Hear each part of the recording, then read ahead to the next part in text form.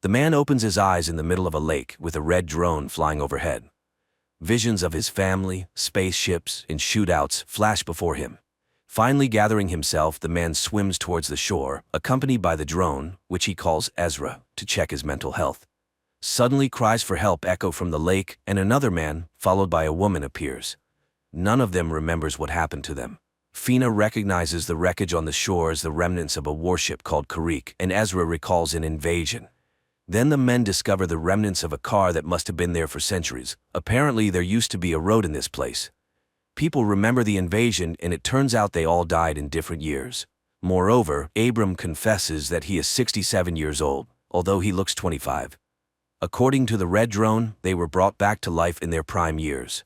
Their memories are different because they died at different times. Around them is Earth, but 400 years after the extinction of humanity, destroyed by aliens. They were resurrected by creatures living in the water, called sparks. The ultimate goal is the revival of humanity, and the rest of the information can be found in the settlement where the others who have returned live. The drone orders Ezra to collect the sparks. Gathering their meager belongings, the people set off after the drone, trying to understand why the Kariks revived them. Soon they find partially destroyed arches, and Abram rushes to them, rejoicing in his young, strong body. On one of the structures, he sees unknown hieroglyphics and touches them. The man is thrown back, and he admits that he saw everything. Suddenly, the red drone is shot down, and a second shot wounds Abram. The trio runs behind a hill where Ezra, setting up an ambush, captures the pursuer. The man, named Jax, denies the existence of the settlement. The glowing substance on his neck is a skin rider, which is one with the human body. He needs the sparks, but Fina confidently demonstrates her proficiency with a weapon. Abram insists that when he touched the unknown symbols on the arch, he felt the vastness of outer space. But this elicits mockery from Jax, who suddenly frees himself and lunges at Ezra. However, Fina points his own weapon at him. This time they tie the man securely and leave, despite his claim to know Ezra's brother. Soon the team takes shelter in a cave, while others with glowing parasites on their necks are found, including Ezra's brother Silas. Meanwhile, the resurrected people in the cave discuss ways to recreate a human being and wonder where the aliens obtained the initial material. During the night, Abram's wound becomes inflamed. He is lowered into a small pond where the sparks are released. By morning, Abram emerges completely healthy. Fina discusses what happened to Ezra, as she doesn't understand why they chose her out of millions of great people. Soon the resurrected individuals see high walls of a settlement in the distance, but on their way, skin riders with glowing necks catch up to them. Ezra stays behind to delay the pursuit. He manages to do so for a while until he recognizes his brother Silas among them. In the meantime, Fina and Abram reach the settlement's walls, and just when it seems they are destined to be captured, the gates open. A yellow drone neutralizes the skin riders and lets the fugitives inside. It then flies after Ezra, carrying him through the air into the settlement where there's no one around. In response to all their questions, the drone invites them to follow and shows them rows of graves where the settlers rest. Later, the yellow drone opens the doors of an abandoned military base for the people where the previous settlers lived. In the forest, skin riders capture a man who escaped from them.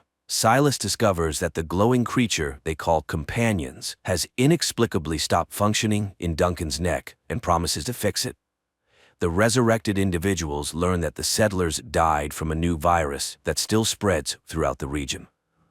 The yellow drone asks them to release the sparks into a vessel with water and learns from them that the sparks can create a vaccine if people bring the ingredients found in the living lake. Fina begins to bleed from her nose, and she stays at the base while the men go to the lake. She takes on the task of repairing the damaged red drone. On their way, Ezra tries to understand how the system that brought them back to life works. The drone operates on sparks, but who controls the sparks is unknown. The men reach the lake and release the sparks into the water to collect the necessary ingredients. In the settlement, Ezra's wife Lynn suddenly appears before Fina. She explains that she worked as a nurse during the invasion and can offer help, but then disappears just as suddenly. On the lake's shore, Ezra confesses that one of the skin riders is his brother, meaning these people are also resurrected. He recalls the moment when he first saw the alien spaceship flying overhead and signaled to his brother that he was a worthless, spoiled child. Now he is determined to apologize and try to retrieve Silas. Meanwhile, a hologram of Lynn appears again to Fina, helping her repair the red drone. In the meantime, the yellow drone warns of the approaching skin riders. Ezra asks Abram to run while he himself tries to intercept his brother Silas. However, he gets surrounded and subdued. Regaining consciousness, he finds himself alone with his brother, who admits that he prohibited forcibly transforming him into a skin rider because he wants his brother to join them voluntarily. Each skin rider has a companion on their neck, which teaches the person how to behave correctly and telepathically connects them with others. Thanks to the companion, Silas is now the leader and mentor for the others, whereas in the previous world, he was nobody. Then Silas suddenly falls asleep, signaling Ezra to leave. Ezra meets Abram in the forest, to whom he explains his intention to save his brother. The men return to the lake, where the Sparks have created 3 vaccine capsules for them. After consuming their doses, they bring the third one to Fina, whose condition worsens. Lynn asks the red drone to replace her image with someone dear to the girl, and Duncan appears next to Fina. Fina regains consciousness after her friends administer the vaccine. The next day, Abram finds a room that is blocked, revealing a glowing obelisk. Meanwhile, in the forest, Silas argues with Duncan about the purpose of the companion controlling the thoughts of the skin riders in the community because Silas believes it amounts to slavery. In the settlement, Abram learns to read hieroglyphs and understands that the unknown hosts offered to dig up weapons against the skin riders in the forest in exchange for more people for the settlement. Ezra goes to the forest for the excavation. Meanwhile, Silas brings Duncan to an open area where Jax conducts training fights, taunting regular people. Unexpectedly, Duncan defeats Jax. Silas stops the duel and explains that he tested his theory, revealing that humans react faster by a fraction of a second than skin riders. Currently, Duncan has a weak companion, so he makes decisions with just one brain, the human one. In contrast, skin riders with healthy companions have a signal that passes through 2 brains, the humans and the companions, causing a slight delay. The conclusion is that humans will always outperform them in combat. To gain an advantage over humans, Silas plans to perform brain surgery to reduce the signal delay. However, a working drone and a test subject are required for this. In the meantime, the yellow drone brings Ezra to the excavation site, which the skin riders immediately learn about. Ezra unearths an item that the yellow drone calls a weapon. In the settlement, Abram, upon touching the obelisk, suddenly realizes that he understands the meaning of the hieroglyphs on it. However, he doesn't yet grasp what this knowledge entails. In the forest, the yellow drone warns Ezra about the approaching skin riders. They attempt to flee, but the skin riders surround them and take the unearthed weapon. Unexpectedly, the weapon activates and kills one of the skin riders. Taking advantage of the chaos, Ezra scatters the rest and escapes. Meanwhile, Fina tries to find out from the red drone why the unknown beings are resurrecting humanity. She requests the revival of Duncan, unaware that he has already been resurrected and has become a skin rider. Ezra brings the weapon meant to eliminate skin riders to the obelisk, hoping it will help establish contact. However, he refuses to kill the innocent inhabitants until the obelisk explains who they are and what is happening. The drones controlled by the obelisk promise to resurrect Ezra's family if he obeys them in all matters. Ezra has no choice but to comply. Later that night, Fina goes to the obelisk, where she finds Ezra, who, like her, hopes for the return of loved ones. They notice that the weapon unearthed in the forest has opened. The obelisk issues new symbols, instructing Fina to go to the lake to receive new people. However, skin riders spot her on the way. As for Abram, the drone tells him about the structure of the glowing companion on the necks of the skin riders, which is tightly connected to the human brain through a crystalline structure. The weapon found in the forest destroys these crystals, eliminating the parasite. When a skin rider dies, its memory is preserved on the crystal, which is passed down to its ancestor. This is what needs to be found and destroyed. Fina sees Lynn emerging from the lake and helps her get ashore. When Jax appears on the shore, the red drone neutralizes him. The girls attempt to escape but are captured by Duncan, who seizes the red drone and fails to recognize Fina, his beloved from the past. The girls try to flee, but Lynn injures her leg and orders Fina to go to the settlement and fetch her husband. Lynn, on the other hand, falls into the hands of the skin riders, who return her to the lake. There, Jax shows how the sparks work, healing her injured leg. But suddenly a stone hits Jax's head, and an unknown little wild girl takes Lynn to her forest dwelling, providing her with shoes and food. However, it turns out the girl cannot speak. During this time, Fina reaches the base and informs Ezra about the resurrection of his wife Lynn. Despite the Yellow Drone's warning that when Skin Riders take someone, it's forever, Ezra is determined to rescue her. Jax finds the little wild girl's home, but she has already taken Lynn away. They hide in the forest. At the same time, Ezra contemplates how to disable the force field since the obelisk prevents him from doing so, leaving him unable to leave the gates. Fina admits that she saw Duncan, who is also with the Skin Riders now, and he didn't recognize her. She fears the same will happen to Lynn. Meanwhile, in the forest, Jax tracks the runaways and explains that even the Sparks make mistakes, resulting in flawed individuals. He is ready to destroy the little girl, but Lynn persuades him not to do it. At the same time, Silas extracts the crystal companion from the deceased Skin Rider's neck and instructs one of the women to take it to the ancestor. Then, they bring Lynn to him. As for Abram, while communicating with the obelisk, he suddenly surmises that he had lived in this settlement before, which is confirmed by a notebook he found with his own handwriting. Later, Fina speculates that they all have lived here before.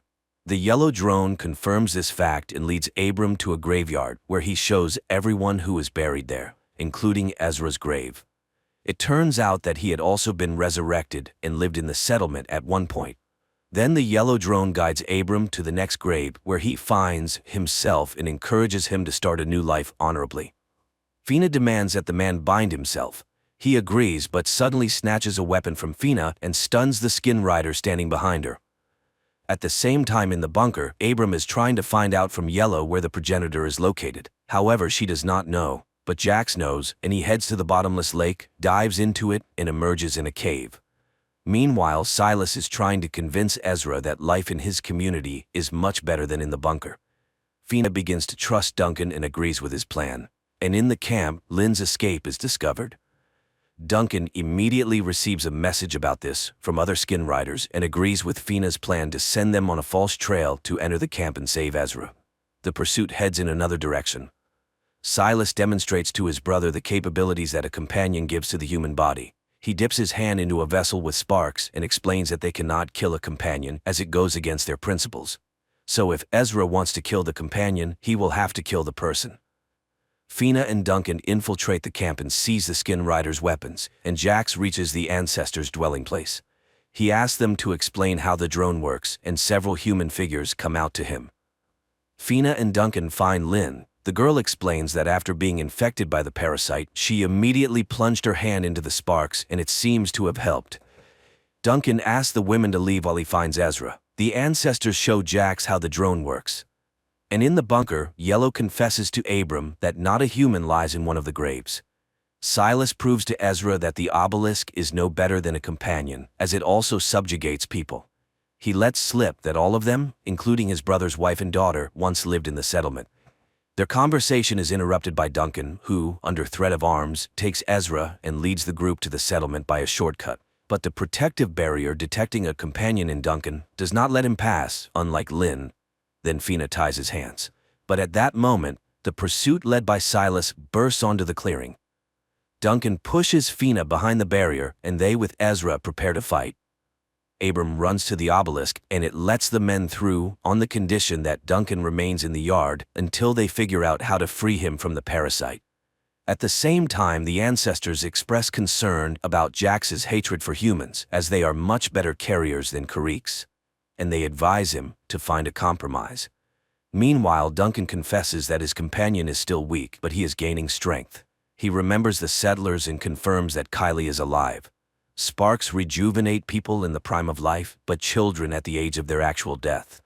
He also lost a wife and a child, and it was Fina, although the woman does not remember this. Abram explains that they are another generation of the revived. The first one lies in the graves, and they are them too. Jax reprograms the red drone, refusing everything human that was in its memory. Fina unties her husband, but when she falls asleep, Duncan's companion receives a signal from Silas, and he heads to the bunker. There, Abram confesses to Ezra that the drone showed him the memory of another woman he saw a year before the invasion. It feels like someone knew about the invasion and offered people help. He wants to consult with Yellow, but she is nowhere to be found. This happens because Duncan is just locking the drone behind one of the panels. Then he attacks Abram, knocks him out, and heads to the obelisk, despite his human side resisting it. He screams in frustration and Ezra hears him. He runs to him, but Duncan closes the doors and enters symbols that deactivate the force field. Realizing this, Ezra rushes to Fina and they manage to barricade the bunker doors. Duncan's companion comes out in the open and confesses that all this was done for the sake of the weapon he hid. He is ready to reveal where Kylie is now if they hand over the bunker to the Skin Riders. The man is tied up. Outside, the sounds of banging are heard, Skin Riders trying to break down the door. Through Duncan, Silas offers to hand over the bunker. Then he will say where Ezra's daughter is now, because someone from the first settlement managed to avoid death from disease. A debate ensues, resulting in a decision to deactivate the parasite using Lynn's medical knowledge. Jax returns. He expresses his dissatisfaction to Silas as he could have infected Ezra long ago, but lets him go. Silas cuts off the conversation and orders to continue working on the drone. At this time in the bunker, Lynn tries to figure out how the companion works, and it confesses that it can cause great pain to its master. Ezra and Abram conclude that the settlement existed for at least 10 years, and there must be survivors, otherwise, who buried the fallen.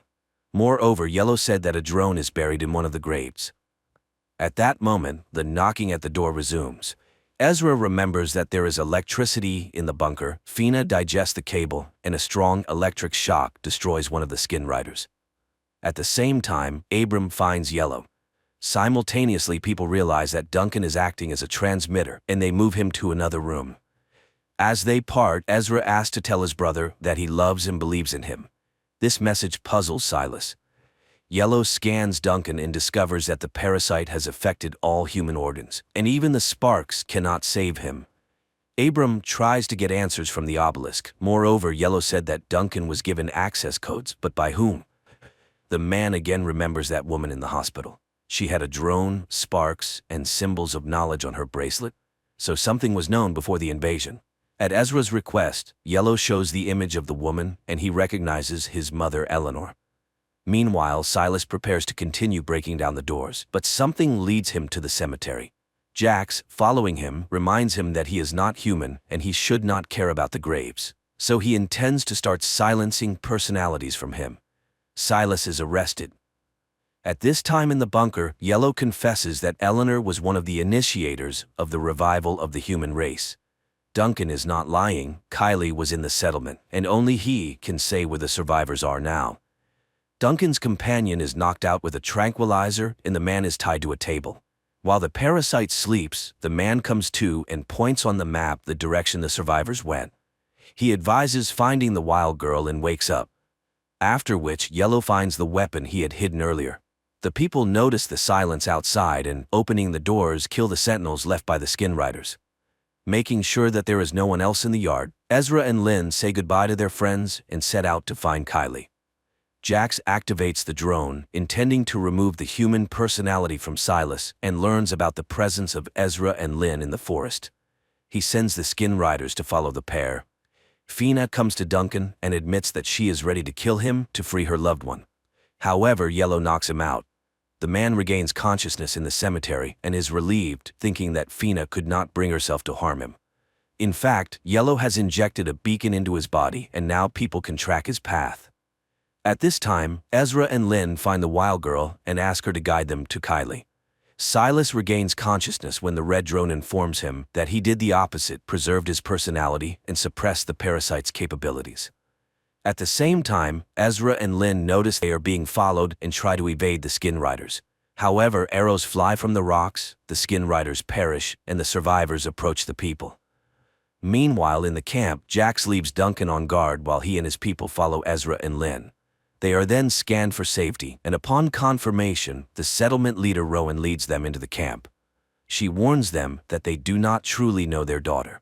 They only remember her up to the age of 6, and they are merely copies of those who lived in the settlement.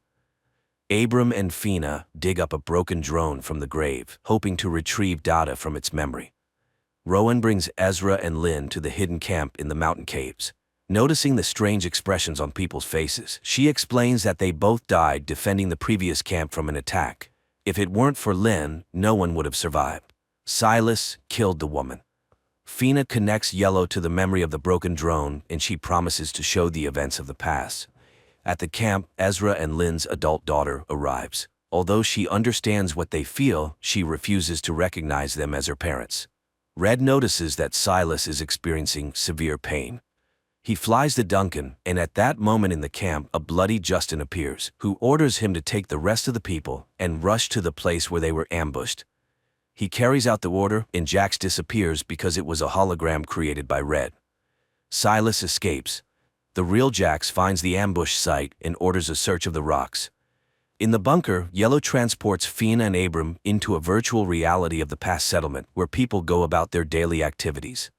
Jax enters the gates and explains that Silas developed a growth on his neck, after which he attacked his friends.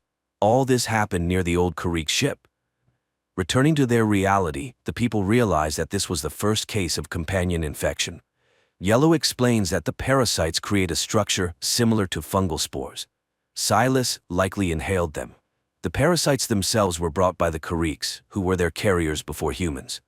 Meanwhile, a boy from the survivors, Thomas, carelessly falls into the hands of Justin. Silas begins to experience severe pain. Red tries to alleviate his condition and notices Duncan rushing towards the bunker. Apparently, he has discovered his escape and wants to detain Silas. Red leads him another way. At the same time, Thomas learns that he has been infected with the parasite. At the camp, his absence is noticed. Rowan calls a council and Ezra advises them to flee. If Thomas reveals the camp, they will not survive. Yellow shows how Abram proposed to create a virus capable of killing the parasite, although the idea itself belongs to the obelisk. People heatedly discuss this proposal, and many disagree. Lynn suggests splitting up. Those who take the virus should stay in the bunker, as they will be weakened. Rowan speaks against it. Abram realizes that he was the cause of the remaining deaths. In the caves, Ezra urges everyone to leave while he defends them. At this time, Silas reaches the bunker and sees Duncan sitting by a campfire. He lures him into the workshop and locks him in there. Abram is overwhelmed with guilt, runs to the obelisk, and voices his accusations. Suddenly, it creates the image of a second Abram, who says that on the other side of the obelisk are creators who sincerely believed they were saving the settlement. The virus just turned out to be slower than the parasite cells. The second Abram disappears as voices of Ezra and Lynn come from behind the doors. Fina opens the doors, and friends push Silas inside. They immediately disappear as they were holograms created by Red. Silas asks to be heard. The drone supports this request and reports that they cannot destroy the ancestor without Silas. At this point, the boy loses consciousness and they bring him inside. Ezra, Lynn, and the young archers set up an ambush, but Thomas appears, shoots at them, and wounds Kylie's fiancé, Nico. Ezra kills the boy, and upon examining, finds a parasite. Lifting his arrow, he realizes there is something on its tip. At that moment, Jax appears with his people and calls them to battle. Red puts Silas into a coma. Meanwhile, Lynn and Kylie bring the injured Nico inside. Justin orders his man to watch the backup entrance to the cave. Lynn starts treating Nico, but the worst part is that the arrow tip might have a parasite larva. The boy then demands to be killed, as Lynn herself set such rules. Duncan tries to call any of the skin riders for help, and Yellow explains to Fina and Abram that the parasite is killing Silas so that he cannot reveal the way to the progenitor. Then Red admits that he can link the minds of Abram and Silas, which might help reveal the secret. At this time, Kylie decides to help her father patrol. The girl recalls the past and calls Jax his best friend, which greatly surprises Ezra. And his urge to kill arises because the parasites are very afraid that the human inside might take over if he remembers his attachments. Father and daughter return to the cave, and Ezra proposes that his wife, daughter, and Nico take another road while he guards them. After heated arguments, they head to the second exit. Abram enters Silas's mind and finds himself in a church. It turns out that the boy's mind considers the church a sanctuary. Abram admits that Silas will no longer come to himself, and he himself describes the way to the lake of the progenitor. The parasites are interconnected precisely through it. It is the source of their energy, strength, and knowledge. Silas knows for sure humanity will not survive if the lake does not disappear. Ezra resorts to trickery, and Kylie kills a lurking skin rider. The father bids farewell to everyone and stays in the cave. At the same time, Abram and Fina develop a plan to destroy the progenitor. Yellow explains that the weapon consists of 3 parts. 2 of these are standalone weapons, capable of operating independently of each other. However, the top part is dangerous for humans themselves, so it is discarded. Only the lower part remains, which destroys the progenitor. But this part will not work without the middle, where a human personality must be placed. But the progenitor has studied all the skin riders in this world, so the chances of getting into it are slim. And then Abram realizes why Silas was needed. Later, Fina reflects on her promise to Duncan to kill him and free him from the parasite. Then, Yellow admits that her husband is in the workshop in the yard. The woman arms herself and heads to the yard, but just as she is ready to open the door to the workshop, a skin rider enters the yard and releases Duncan. Fina tries to stop the men, but Duncan reminds her that she cannot kill him and leaves. At this time, Abram comes to Silas again and explains that they need his help. Jax decides to attack, realizing that Ezra is the only defender of the camp. He orders his men to engage him while he himself follows the trail of Lynn, Kylie, and Nico. Nico is losing strength, and Lynn decides to make a stretcher, although the boy asks to just leave him. And Ezra sets up an ambush and one by one eliminates the skin riders, then follows the trail of his wife. Nico transforms and grabs Lynn by the throat. He is ready to kill the woman, but Kylie interferes. The boy's companion admits that the girl is very dear to him, but he cannot indulge the carrier's weaknesses, and when Nico raises his sword, Kylie shoots him. Ezra catches up with them, not knowing that Jax is monitoring their reunion, but he receives a message about Silas's betrayal, and Jax leaves.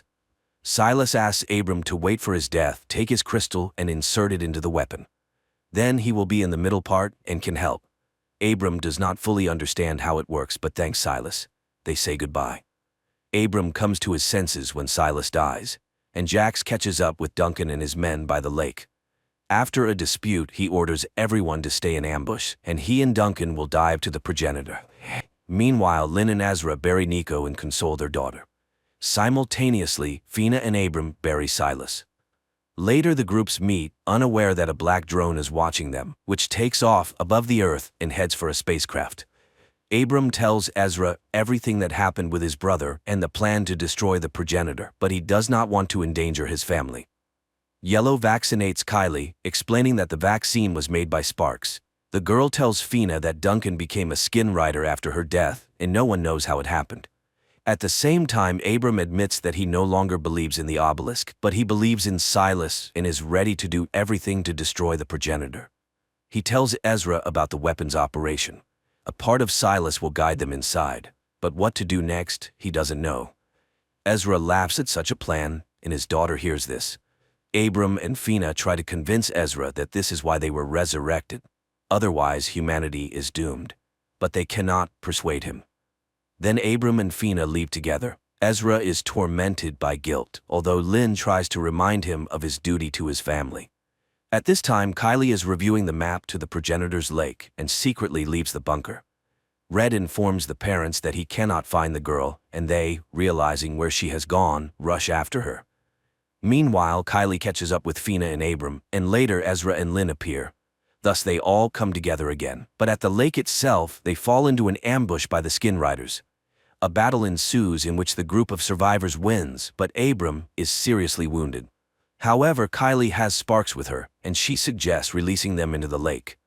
As they start doing this, Duncan emerges from the water and shoots Lynn and Kylie. Fina, under the cover of a shield, rushes to him, and they both disappear under the water. Ezra releases the Sparks and brings the wounded into the water.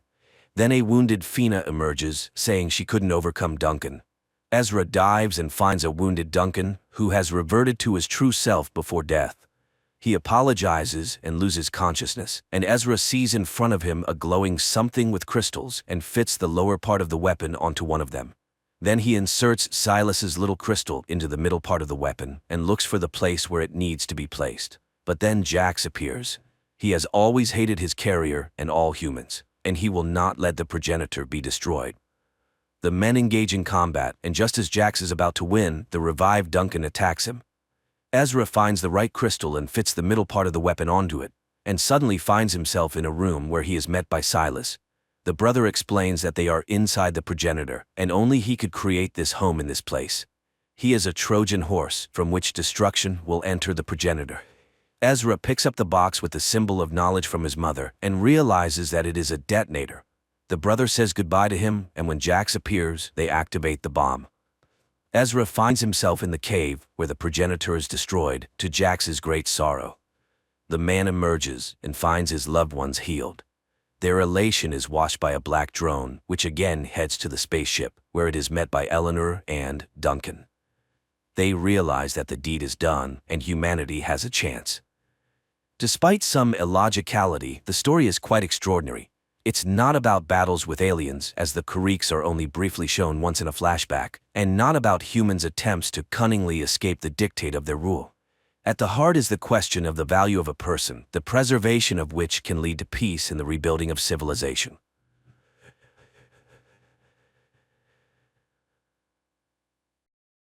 After a fight with her fiancé, Michelle packs her things and leaves, placing her engagement ring and the apartment keys on the table.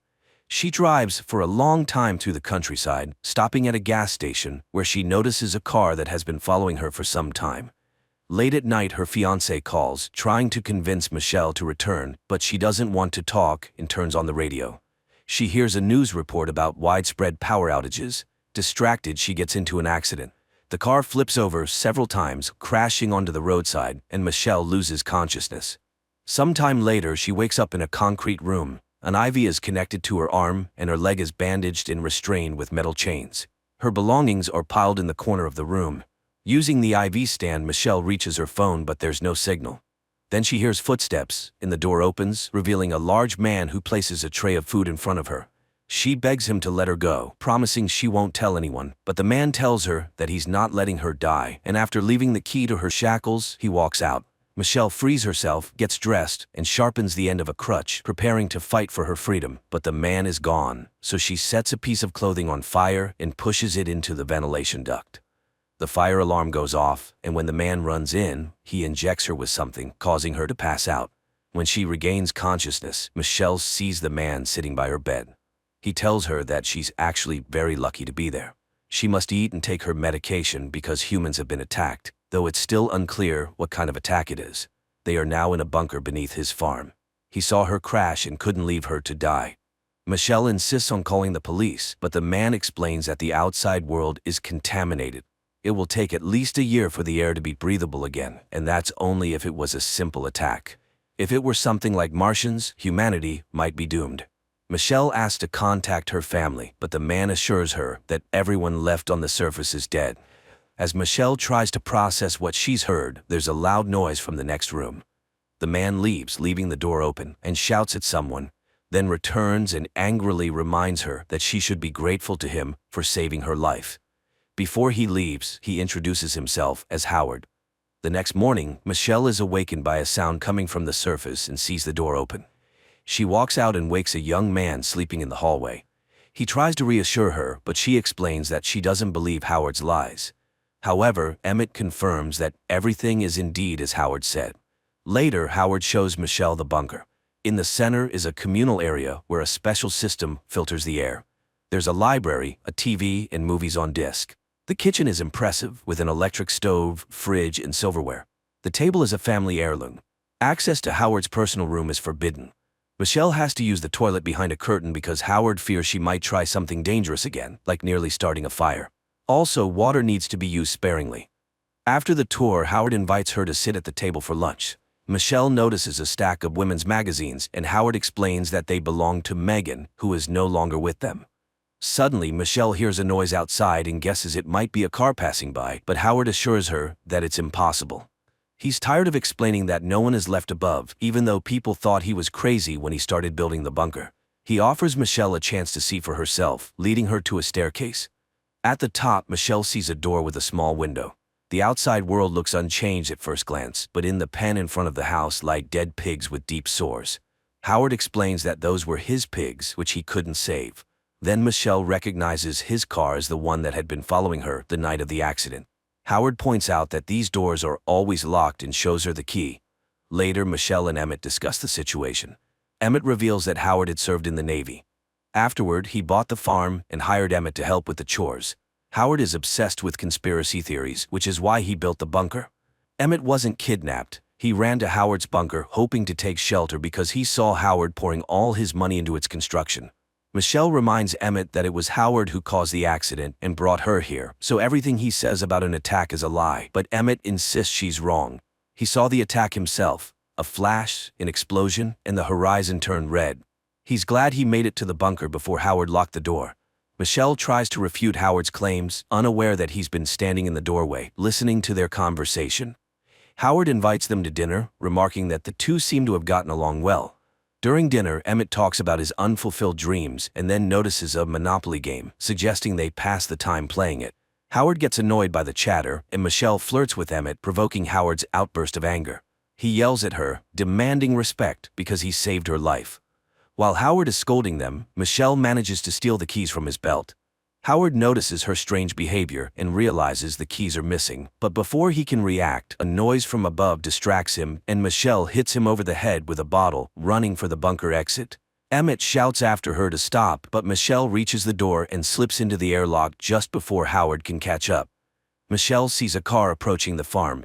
She screams, trying to get the driver's attention, but a woman suffering from a severe skin infection runs to the window, desperately begging to be let into the bunker. Howard forbids Michelle from helping the woman, saying it's too late to save her. Realizing that some sort of attack has indeed happened, Michelle returns to the bunker. Later, Howard admits that he caused Michelle's accident, but it was this accident that saved her life. Howard lends her some of Megan's clothes and sends her to shower since she was near the door.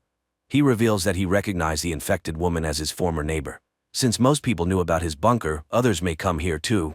Howard demands that Michelle stitch up the wound she caused and starts telling funny stories from his time in the Navy. Michelle begins stitching up Howard's wound as he continues to share stories, praising her for her efforts. Later, he brings a box containing her belongings from the car and asks her about her life. Michelle admits that she had dreamed of becoming a fashion designer. Howard in turn shares that his daughter Megan had wanted to be an artist. He shows Michelle a picture of Megan, a young girl, and laments that after his divorce, Megan's mother turned her against him and took her to Chicago. Howard expresses frustration that people don't care about their safety, but at least he tried to protect them. Later, Emmett comforts Michelle, telling her she couldn't have saved the woman outside even if they had let her in, she would have died anyway. They reminisce about their past lives. Emmett, who had been awarded a scholarship to a polytechnic school, admits he got scared and never left for it. Michelle, meanwhile, reveals how her father used to beat her, leaving her terrified of confrontation throughout her life. Emmett reminds her that, despite everything, they're the lucky ones. They survived. Over the next few days, the three of them begin to coexist somewhat peacefully. They play games, prepare meals together, and make small attempts to adjust to their new lives. One day, a loud noise echoes from above. Howard suggests that, if it's the military, it's not Earth's military. The flashes they saw earlier were just the first phase. Now, the second phase, clearing out the territories, has begun, likely by alien forces. Suddenly, the air filtration system fails. Howard asks Michelle to climb through the ventilation shaft to restart the system, as she's the only one small enough to fit. She agrees and begins crawling through the ducts. Eventually, she reaches the filtration unit and manages to restart it. But while she's there, she spots something disturbing. A message etched into the glass that reads, "Help," along with a bloody earring lying beneath a ladder. The earring looks exactly like the one Megan was wearing in the photo Howard showed her. Shaken, Michelle tells Emmett about her discovery, suspecting that Howard might have done something to Megan. Upon closer inspection, Emmett recognizes the girl in the photo, not as Megan, but as Brittany, a classmate of his sister who went missing years ago. A second photograph falls from the book, showing Howard and Brittany dressed in the same clothes that Michelle now wears, standing together in the bunker. Realizing the danger they're in, Michelle and Emmett decide to plan an escape. They quietly start gathering materials. Michelle cuts a makeshift biohazard suit from a shower curtain, and Emmett constructs a homemade gas mask. Their plan is to take Howard's gun, tie him up, and then one of them will go for help. One evening, while playing a game of charades, they almost give themselves away when Howard starts suspecting that something is off. A few days later, Howard calls them into a room and shows them a barrel of hydrochloric acid, which he claims is for waste disposal. He then accuses them of plotting against him, revealing the tools they had hidden for their escape. Furious, Howard dissolves the tools in the acid as Michelle and Emmett look on, horrified. Trying to protect Michelle, Emmett takes the blame for the attempted escape, admitting that he used the tools to try and make a weapon. Howard, seemingly accepting Emmett's apology, coldly shoots and kills him. Shocked and heartbroken, Michelle watches as Howard calmly reassures her, promising that no one will ever harm her again. He begins taking care of her, offering her ice cream and talking about how they'll create a happy life together in the bunker. Determined to escape, Michelle rushes to finish her biohazard suit while mourning Emmett. But one night, Howard discovers the suit hidden among her belongings. Michelle manages to slip past him, but Howard catches up, scolding her for her ingratitude. In a desperate move, Michelle knocks over the barrel of acid onto Howard, causing a fire to break out in the bunker. She grabs her biohazard suit as a severely injured Howard tries to attack her, but she traps him under a heavy shelf and makes her way to the exit. By now, the bunker is engulfed in flames. With the fire spreading, Michelle crawls through the ventilation shaft, dodging Howard's attempts to stab her through the vent grates. She reaches the air filtration room and quickly dons her biohazard suit. Using a can of nitrogen, she freezes and breaks the lock on the outer door, finally escaping the bunker. Outside, Michelle heads toward a car, but tears her suit in the process. Panicking, she seals the rip with duct tape she finds in the vehicle. Just as she's about to relax, she notices a flock of birds flying freely overhead. Realizing that the air isn't toxic, Michelle removes her gas mask, but before she can celebrate, she spots an alien spaceship hovering in the distance, behaving almost like a living creature. As Michelle watches in horror, the bunker explodes behind her, drawing the attention of the alien ship. She frantically searches for the car keys but can't find them. She runs to the car of the woman who had tried to get into the bunker earlier, but the car alarm goes off, alerting the alien. Terrified, Michelle hides in a nearby shed, where she finds the corpse of the infected woman. Searching the body, Michelle locates the car keys just as the alien creature begins investigating the shed, trying to force its way through the animal door. Taking advantage of the alien's distraction, Michelle sprints toward Howard's house, but as she reaches it, the alien ship flies overhead, releasing a poisonous gas. Michelle quickly puts on her gas mask and survives the chemical attack. She hides in the car, but the alien begins probing the vehicle, testing its defenses. When it becomes clear that the car is too difficult to breach, the alien ship lifts the vehicle into the air. Inside the car, Michelle finds a bottle of flammable liquid and a lighter. She quickly makes a Molotov cocktail and throws it into the alien ship's mouth-like opening. The resulting explosion destroys the alien, and the car crashes to the ground. Michelle survives the fall, climbs out of the wrecked vehicle, and drives away in the woman's car. While driving, she tunes the radio and hears news reports of humanity's victories over the alien invaders. There are instructions for survivors to evacuate and a call for those with medical training or combat experience to head to Houston. As Michelle stops to listen to the full message, she notices a sign pointing toward Houston.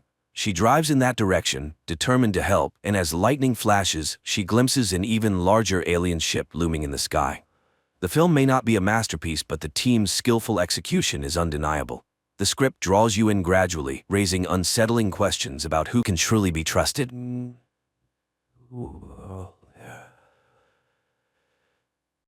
In the future, a time comes when women are offered a unique opportunity to conceive and give birth to a child using mobile artificial wombs in the form of eggs. Don't say a Bob. Say a baby. You're completely tuned to the odd, near-future scenario. A young woman wakes up in her apartment. Her home AI immediately activates the coffee maker and informs Rachel of the good news about the improvement in her digestive health. It suggests an appropriate outfit for the day and reminds her of her visit to the capsule center. Rachel wakes up her husband, Elvie, to wish him a good morning and say goodbye before heading to work. The AI now advises Elvie on his outfit for the day and informs him that his happiness index has slightly increased. He receives a prepared breakfast and heads to the home greenhouse. Meanwhile, Rachel arrives at work, where today there is a presentation of a new generation of cognitive assistants called our machines, which are soon to become new cognitive supervisors. After the meeting, Rachel is invited by her supervisor, who is concerned about the possibility of her expanding her family, as they intend to offer her a promotion. Additionally, the corporation is willing to provide funding for the services of the Uterus Center, which Rachel appreciates.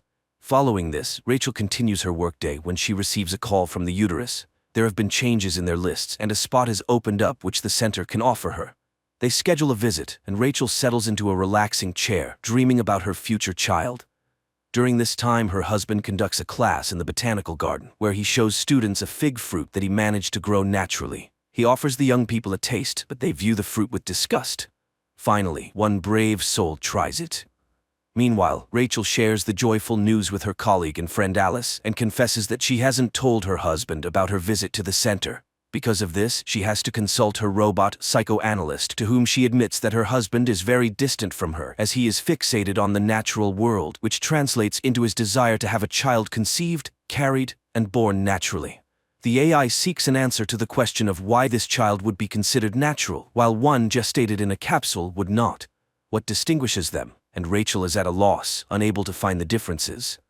Later, she and her friend go out for lunch, and while inhaling the pleasant aromas, Rachel agrees that she should talk to her husband about everything. She finds her husband watching a relaxing program, and he talks about his day.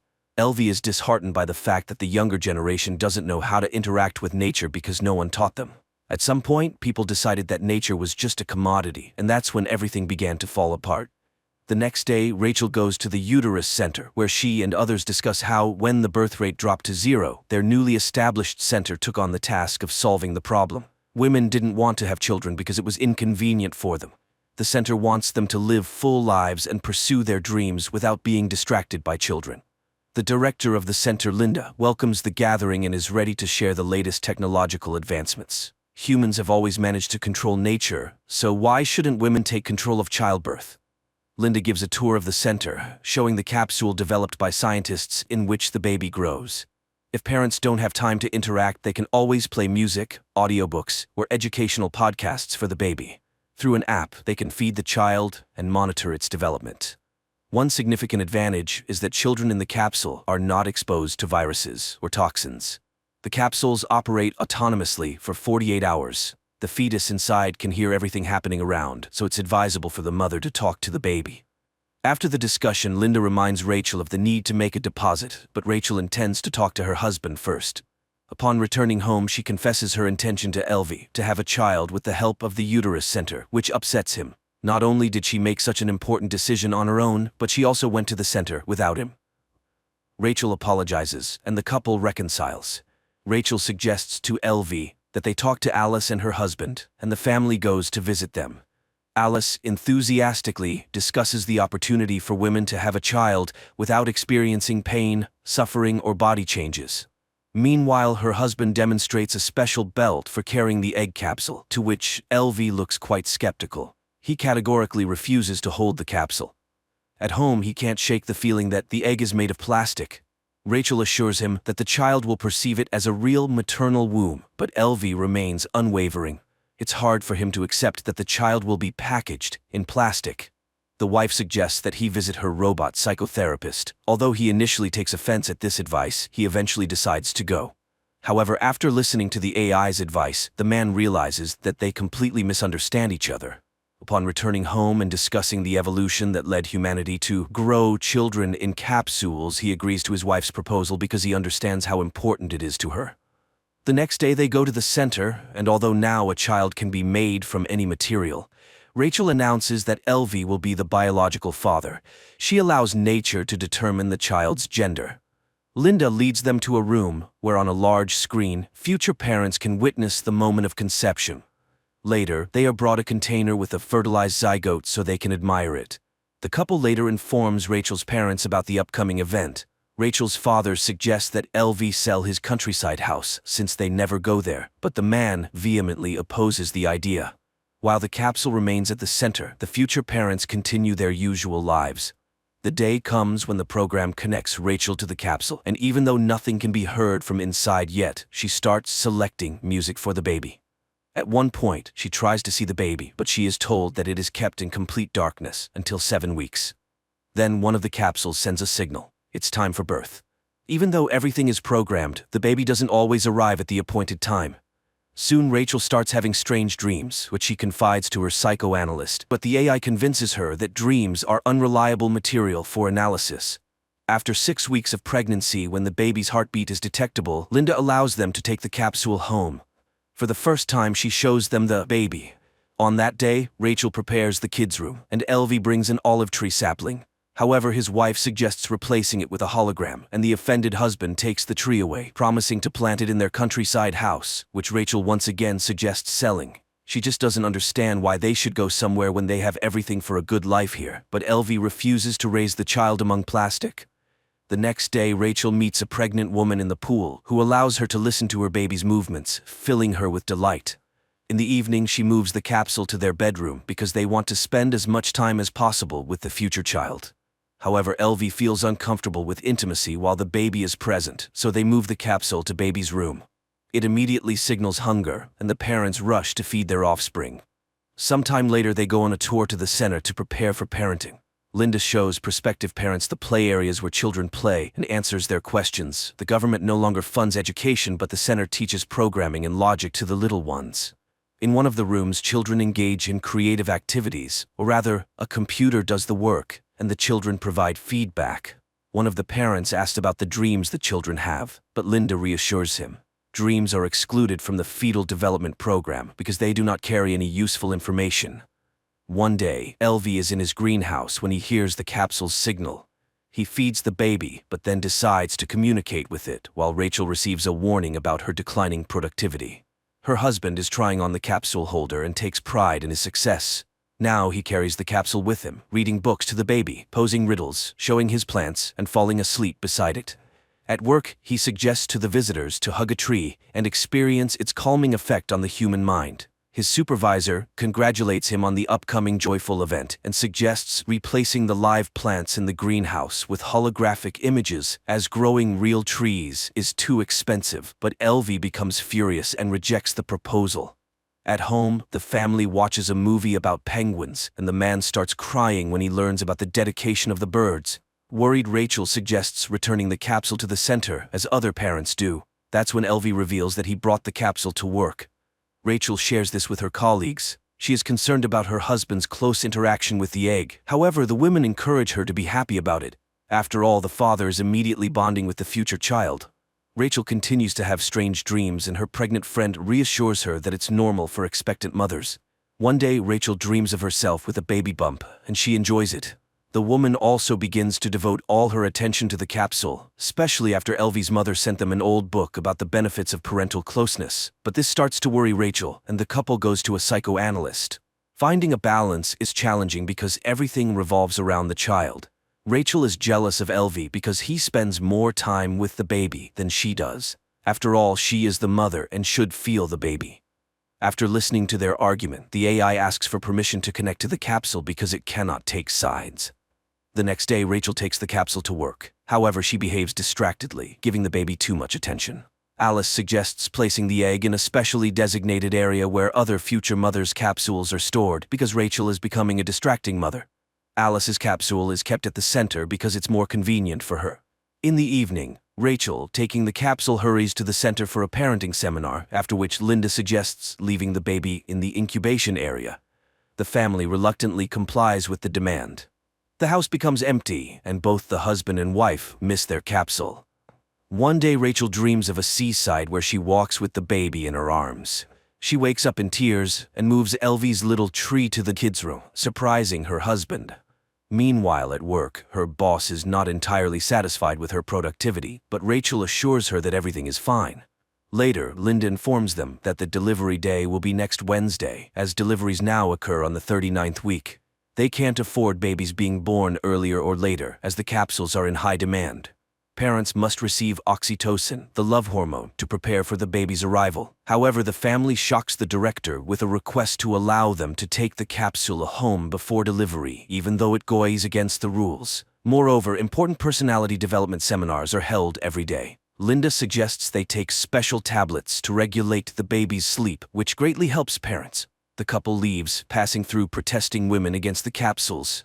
Suddenly, Elvie returns and, taking advantage of the midwife being occupied with another patient, retrieves his capsule without permission. That night, Rachel dreams that she is buying her baby at a store, and they offer her a deal, 2 for the price of 1. Upon waking up, she wakes her husband and asks him to take her to their countryside home to give birth in nature. Elvie rushes to the center and informs Linda that they intend to give birth at home. However, the director is strongly against it. The capsule is very expensive and they cannot take risks, so they must return the egg as soon as possible.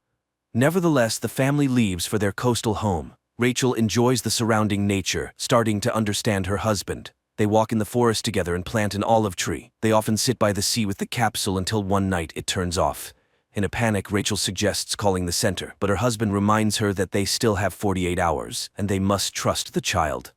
They are awakened by the onset of labor, requiring a code to be entered, but they can't figure it out. So LV grabs a hammer. He opens the capsule and retrieves a beautiful, healthy baby. The happy parents embrace him. Early in the morning, Rachel puts the capsule in a box, takes it to the post office, and sends it back to the center. She then returns home where her husband and son are sleeping on the bed. The creators of the film portrayed the absurdity of a possible social evolution quite delicately. Nothing terrible happened. People just became so lazy that they forgot about the joys of life. Why go out of town when you can visit a capsule garden where you lie down and inhale the scents of the forest? And why go through the process of pregnancy and subject your body to stress? After all, there's the capsule.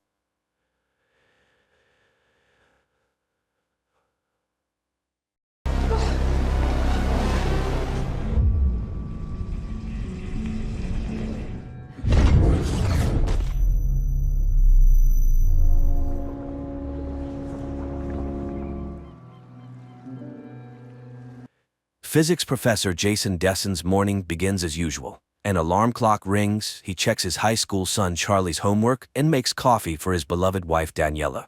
The woman is in a hurry and grateful for the attention. However, she is adamantly against letting Charlie drive. Despite this, Jason trusts the boy with the car, and they nearly have an accident. The father calms his son and suggests he confess his feelings to a girl he likes. Meanwhile, Jason receives a call from his friend, Ryan, who is eager to share some good news. He has received a very prestigious scientific award and invites Jason to celebrate that evening. Later, Jason heads to the university, where he tries to explain the essence of Schrödinger's thought experiment to his students. He draws a cat locked in a box on the board. Inside the box, there's also a vial of poison, a radioactive atom, and a Geiger counter. If the atom does not decay, the cat survives. But if it does, the Geiger counter will detect radiation, the vial will break, and the cat will die. All this illustrates the Copenhagen interpretation of quantum mechanics, which posits that until the box is opened, the atom is in a state of superposition, undetermined. The lecture is interrupted by a phone call, and Jason watches as the students hurriedly leave without hearing that the cat is simultaneously alive and dead.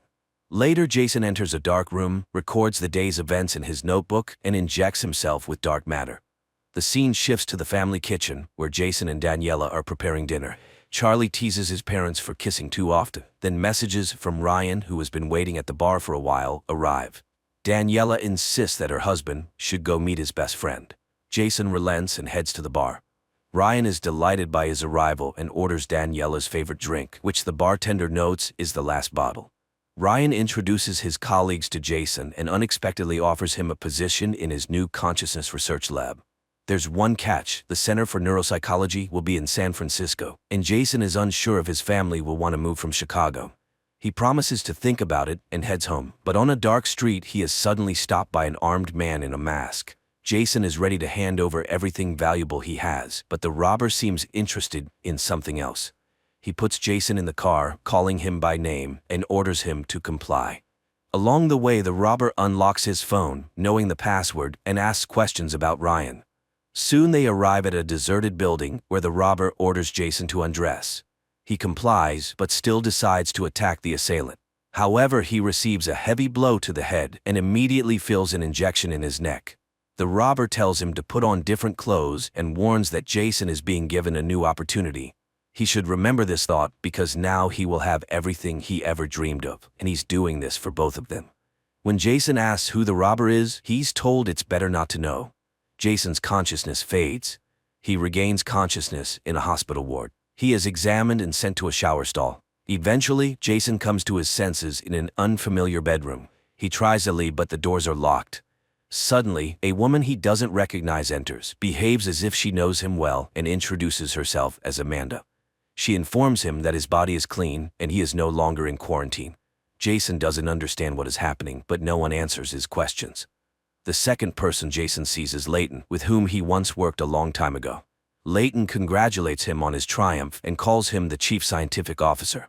Then, the blinds open and numerous colleagues applaud Jason, welcoming back the only one who returned. He has been absent for 14 months and 10 days, and they all want to hear about his journey.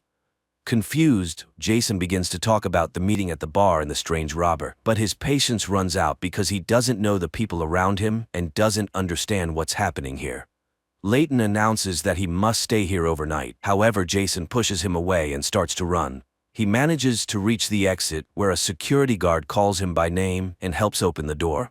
Jason flees the premises despite being pursued. He manages to catch a taxi, gives his address, and heads home. But upon entering, he finds his home changed beyond recognition. At the same time, in another reality, the new Jason returns from the bar and sees his upset wife Daniela.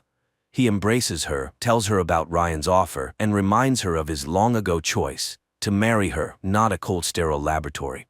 The wife thaws and kisses her husband, unaware that this man is actually not her Jason. In another world, the first Jason meets Amanda in his home instead of his wife and son, who says they live there together. Jason does not believe this and begins to look for traces of his son, but Charlie's room looks completely different. Now it is Jason's own office, filled with awards for outstanding achievements and discoveries he has received over the years. He tries to call his wife Daniela, but the number is unavailable. Jason roams around the house trying to understand what is really happening. Meanwhile, Amanda makes a phone call, asking to handle the matter herself, but Jason sees a car with security arriving at the house and flees. In another reality, Daniela leads her husband into the bedroom and notices a wound on his arm. However, he assures her that she would not believe the truth and kisses her. Meanwhile, Jason 1 rushes to the bar he was at the night before, but the bartender refuses to recognize him, although the man calls him by name and reminds him of his favorite drink. Jason insists, but the bartender kicks him out, advising him to check his head. Then Jason goes to the hospital, where he undergoes a brain tommogram and is given sedatives.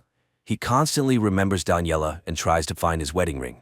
At the same time, Jason 2 wakes up next to Daniela, kisses his wife, and surveys the kitchen, trying to find coffee. Simultaneously, the first Jason comes to and sees a doctor in front of him who tells him about the results of his tests. The fact is that an unknown psychoactive substance has been found in his blood, but according to all other indicators, he is completely healthy. At his request, they tried to find his family, but there is no one in Chicago with such names.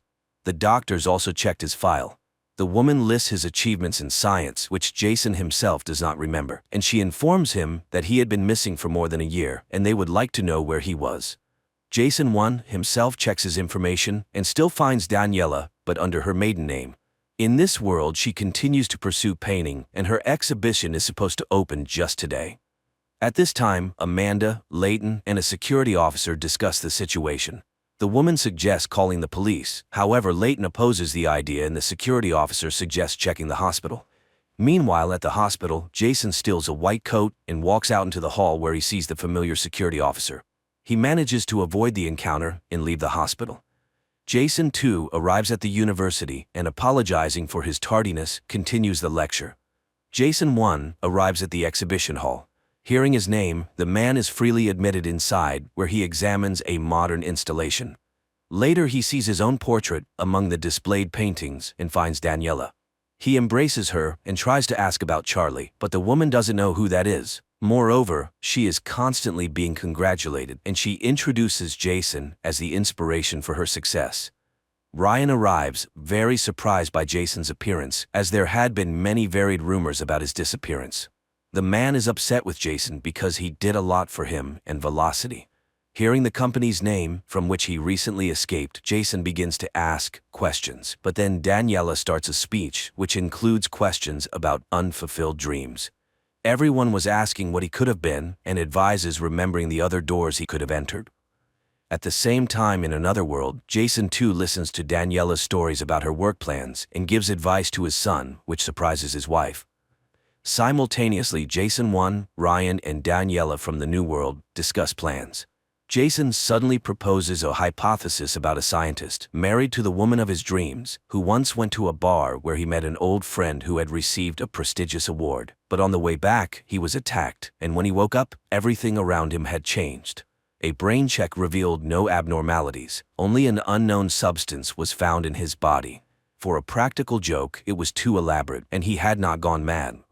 Jason asks to explain how he inspired Daniela's creativity, and she reminds him that once he came to her and said that, theoretically, people exist in millions of parallel realities, and his decision to part with her was his biggest mistake in this world. Then he talked about some secret project and warned that they would not see each other again. Then Jason starts to describe their life together with their son, causing Ryan's anger and Daniela's tears. He describes his friend's achievements in his own world, but he leaves. At the same time, Jason 2 mixes up toothbrushes, causing his wife's confusion. And Jason 1 receives permission to spend the night in Daniela's guest room, and looking around he finds an elastic band, which he wraps around his ring finger, mimicking a wedding ring. Meanwhile, Jason 2 perplexes his wife with unusual tenderness and examines the photographs on the walls of the house, after which he calls Ryan and declines his offer to work in San Francisco. At this time, Jason 1 calls Amanda and tells her that he is going to the psychiatric hospital. The woman heads there, but it turns out to be a ruse that Jason used to lure her out of the house, and now he and Daniela are inspecting his home together. The man points to a photo, but in his world they are depicted as a family in it. He talks about a son who is as talented as his mother, and Daniela admits that after he left her, she got rid of the child. Jason doesn't believe this, as everything was different, but Daniela insists that in her world, that's exactly what happened. People cannot understand why their memories differ so much, but the woman starts to believe his stories. Later, he finds records of his double from this world and realizes that he made a great discovery in quantum physics. Jason number 2 created a more voluminous version of the container where a person was put into superposition and gained the ability to move between multiple realities. It turns out that his double, Jason number 2, moved to his world and sent Jason number 1 to his dimension, to this world. So Jason is one person, living in reality until the question of marrying Daniela came up.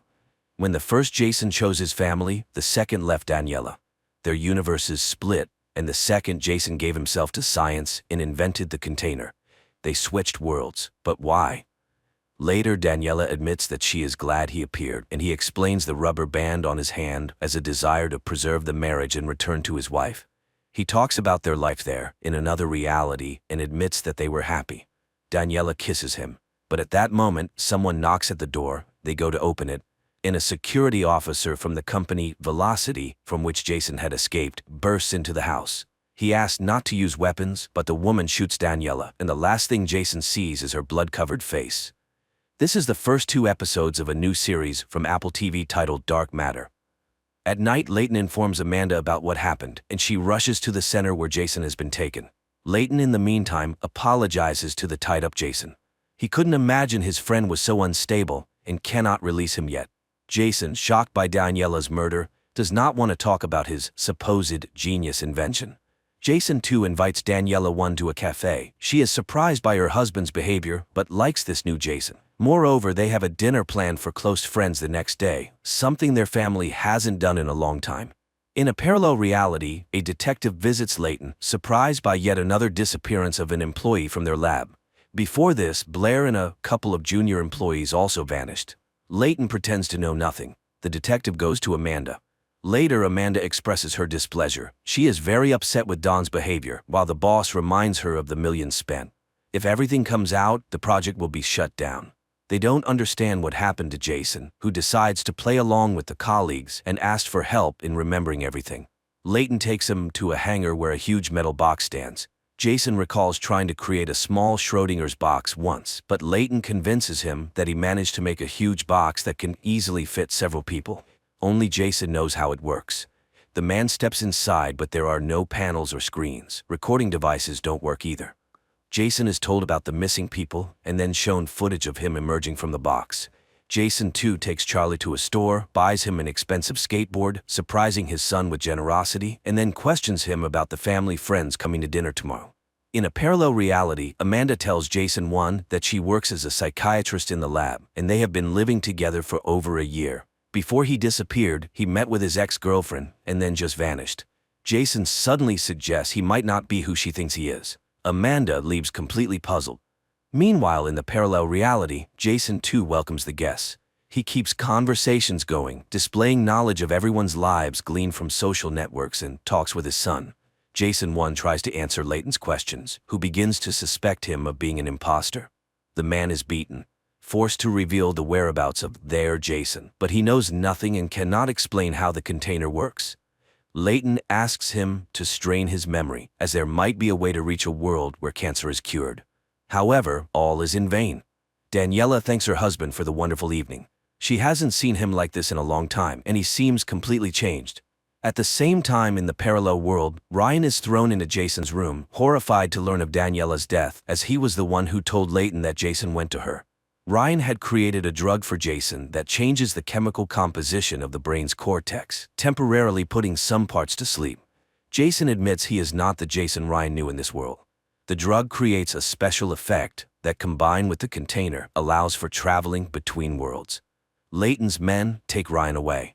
Meanwhile, in the parallel world, Jason too tells his wife he nearly died under the wheels, prompting him to reassess his life and express his gratitude for her presence. In the neighboring world, Amanda enters Jason's room, ordering him to follow her as she intends to get him out of there. They walk through the corridors but encounter a guard who raises the alarm. Jason and Amanda run to the container. They are chased, but Jason closes the iron door, cutting off Dawn's fingers. Amanda injects both herself and Jason with the drug that aids in transferring. Jason too, in the meantime, reviews family archives and finds a birth certificate of another son, Max. In an alternate world, Jason 1 and Amanda find themselves in a dark corridor with many doors. Leighton, angered by their disappearance, enters the container himself. Jason and Amanda proceed through the corridor, but all doors look the same. The man suggests the doors lead to other worlds. They step out into one and find themselves on the street of a dead city. There is ash and smoke everywhere. They look around and notice a house in front of them starting to crumble. They rush back to the container, barely making it. Coughing, Amanda shows a case with the remaining doses of the drug, 48 in total. According to the coordinates, the container stands in the same place as in her world, meaning only the external world changes. They inject themselves again and head to the next reality. Leighton also enters the corridor, searching for the pair, but without success so far. Jason too attends a lecture in place of his double, but realizing the students are uninterested, he leaves the auditorium, announcing his resignation. Jason 1 and Amanda step into another world and find themselves in a forest. They continue and enter a reality without an atmosphere after a nuclear explosion.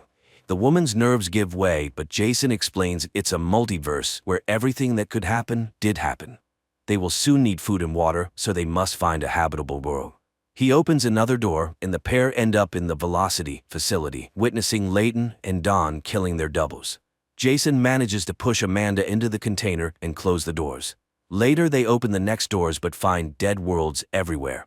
Exhausted, Amanda rushes through the first door she sees, with Jason hurrying after her. They find themselves in the midst of a snowstorm. The woman loses consciousness from the cold.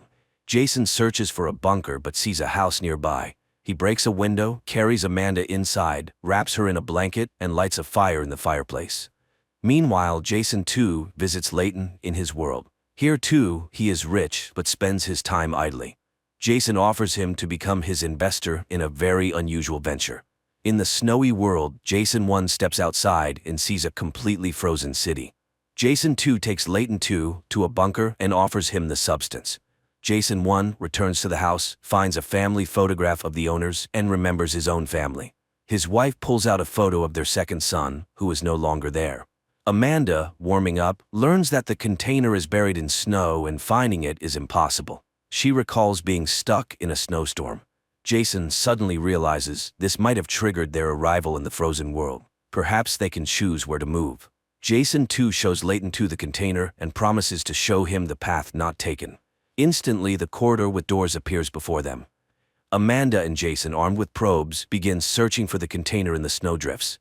Suddenly, Amanda realizes that the compass always points in the same direction, indicating the container's approximate location. They head that way and soon find the box. In the neighboring universe, Daniela and Charlie walk to the memorial tree. Simultaneously, Jason starts telling Amanda about his second son.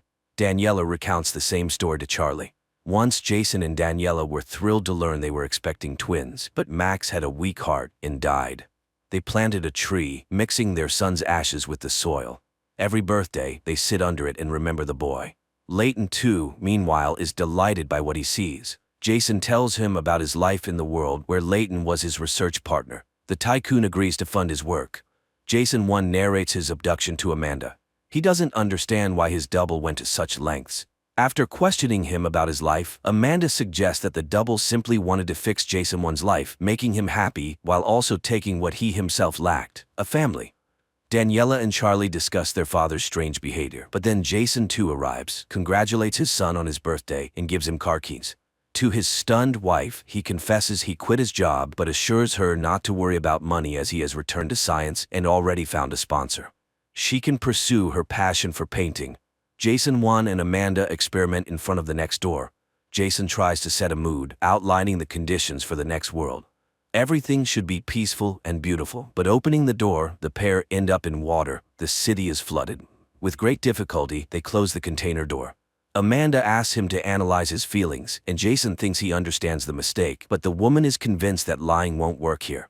Later they rest, reminiscing about their loved ones. Amanda admits she loves special candies, but they don't exist in Jason's world. The woman reveals that the first to test the container was Engineer Blair, followed by 2 volunteers. Soon the drug's effect wears off. Amanda opens the door and the pair find themselves in the Velocity basement. Initially, they want to escape, but hunger takes over.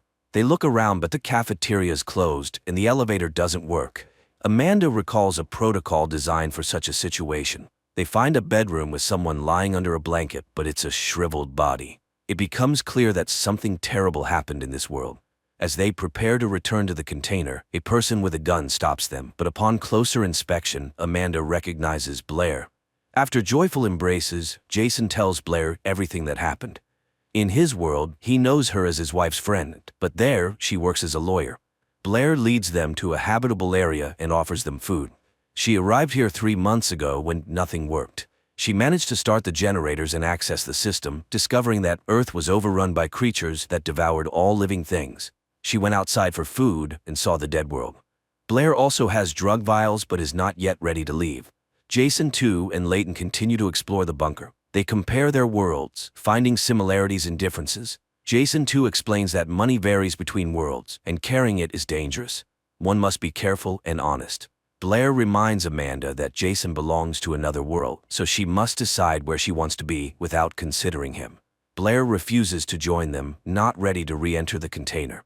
Layton, having visited the first world, is thrilled. Jason is ready to let him go, believing he has prepared him. Blair gives the pair her diary, describing the world she saw. Unfortunately, she has few vials left. Jason and Amanda leave. In the corridor, Amanda suddenly cries. Jason 2 ruined lives, knowing how to use the container. Jason 1 consoles her. Emboldened, Layton promises Jason 2 $1 million for the next doses of the drug. Jason 1 decides to write in Blair's diary what he wants to see behind the next door. He thinks the method worked, and they finally arrived in his world. But stepping outside, they notice unusual emptiness. They manage to open a car and drive to his house. The door is opened by a haggard Daniela. She says Jason was taken to the hospital and the deceased, Charlie, lies in his room. The man runs outside, encountering a medical patrol. A female doctor goes inside, while another doctor performs a rapid test on Jason. The returning doctor says hospitals are full, and Daniela is better off dying at home. The end is near. The virus spreads through body fluids, so Jason should avoid touching Daniela. She gives him several morphine injections, advising him to ease his wife's passing. Amanda tries to keep him from entering the house, reminding him that this is not his world and not his wife. But Jason returns. They reminisce about good moments that turn out to be very similar in both worlds. Then the woman takes the syringe. Jason and Amanda return to the container. The woman reminds him that they were talking about Jason's mother's illness. That's why they ended up in a world dying from a pandemic. The pair continues on. They arrive in a world that, at first glance, doesn't differ from Jason's. Meanwhile, Jason 2 apologizes to his wife for the unilateral decision to buy their son a car. The woman points out that such things are becoming more frequent. Her husband seems to be distancing from her, even missing the gathering at the tree. He tells her about Layton, who will pay huge sums for his discoveries. Jason enters his house, but upon hearing voices upstairs, he grabs a knife from the kitchen. Daniela screams in fear upon seeing him, and Charlie rushes into the room. They both act as if they are mortally afraid of Jason. The woman grabs the phone and tells emergency services that her arrested husband has come to her with a knife. Charlie shouts at him to leave. Frightened, Jason exits the house as a siren sounds in the distance. Amanda takes him to her friend, but the friend is horrified. In this world, Amanda is dead, and the friend mourns her deeply. Amanda tells her that she is in a better world and then takes the car keys. They drive to the container. In Jason 2's world, the container opens, and he steps out, retrieving backpacks with drugs. A lab assistant who rushes out tells him about his double's appearance and his escape with Amanda. Jason 2 returns to the corridor, where he hands doses to Layton. He then informs him that he will have to seal this world. Daniela from Jason's original world starts painting, and her husband's double is thrilled, suggesting she leave the gallery and focus solely on painting, especially since the deal with Leighton is sealed. Later he picks up their son and treats him to ice cream with nuts, not knowing the boy is allergic to them. Daniela can't understand how he could forget such a thing. Then she notices injection marks on his arms. In the evening, he uses dental floss, something he has never done, and Daniela becomes increasingly puzzled. Jason 1 and Amanda continue searching for his world, but they keep finding discrepancies. A different door color, a dog's presence, the absence of the memory tree, and similar things. Amanda suggests they rest at a hotel and have dinner at a normal cafe. Over the meal, they laugh a lot and then dance. At night, Jason hugs Amanda but stops, realizing they are not together. Jason 2 visits a psychotherapist who turns out to be Amanda's double. He talks about his relationship with Daniela and the disappointments he has faced. She suddenly reminds him that expectations can be overly high. Daniela complains to her friend Blair about his strange changes, and Blair advises her to keep an eye on her husband. In the evening, Jason asks his wife to wear a new dress and takes her to the gallery where he has hung her painting. Instead of gratitude, Daniela is horrified and asks to be taken home. She is very angry about his unilateral action, which she feels has humiliated her. Jason admits he never really knew her and is trying to make her happy against her wishes. Leaving his wife at home, he drives away, unaware that she is following him. Soon, they arrive at a warehouse where Daniela sees a locker her husband uses. Waiting for him to leave, she takes out a couple of vials lying on the floor. Later, she gives one to Ryan, asking him to analyze the drug. Meanwhile, Jason 1 finds the Daniela of this world. She also runs a gallery but doesn't recognize him during their conversation. Amanda also finds her double, but here the woman is married and has a son. At night, Jason goes to his house and watches his wife embrace his copy. Amanda, in the meantime, describes her ideal world. When Jason returns, a quarrel ensues because Amanda loses faith that they will find his world, as they only have 10 vials left. Ryan accuses Jason 2 of stealing his research, as the drug in his vial is identical to his own. Jason 2 takes his friend to the container. He injects the drug into himself and Ryan ends up in the corridor with doors to other worlds. Realizing he is in a quantum state, he is thrilled. Jason explains how to tune into another reality, and upon opening a door, Ryan sees a fantastically beautiful Chicago. This world is kinder and more progressive because Jason made it so for his friend. He asks for Ryan's phone to take a picture of him and steps back to the door. Ryan realizes this is not his friend. Jason just closes the door, leaving the man in another world. Later, he sees that Daniela is calling Ryan. Then Leighton's men arrive and pack up the container. Sometime later, a detective comes to Jason's house, investigating Ryan's disappearance. The couple tells her about their last encounters with the friend, and Jason 2 suddenly states that Ryan drank a lot, although he never drank alcohol.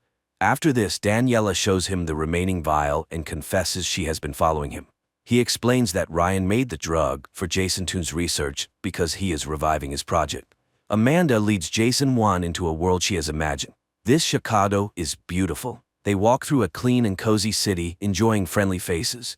They drink cocoa from edible cups and then have a snack in a cafe where they learn about a trendy restaurant in the tallest tower in the city. Amanda leaves, setting up a meeting with Jason there. A nearby couple gives him a photo they took, admiring them. Later, Jason goes to the restaurant and sees Amanda in an evening dress. She gives him a suit she bought for him, and he changes and joins her. Jason gives her her favorite candies, which exist in this world. She laughs, saying he is an insurance agent here. Her double in this world disappeared 2 years ago. Taking advantage of their identical appearance, Amanda made a passport and gained access to the double's savings, so she decided to stay here. She invites Jason to join her, but he declines. Before leaving, Jason secretly places 2 of the remaining vials in her purse. Amanda cries in the elevator, but, seeing the sun, wipes her tears and heads into a new life. Jason goes to the container.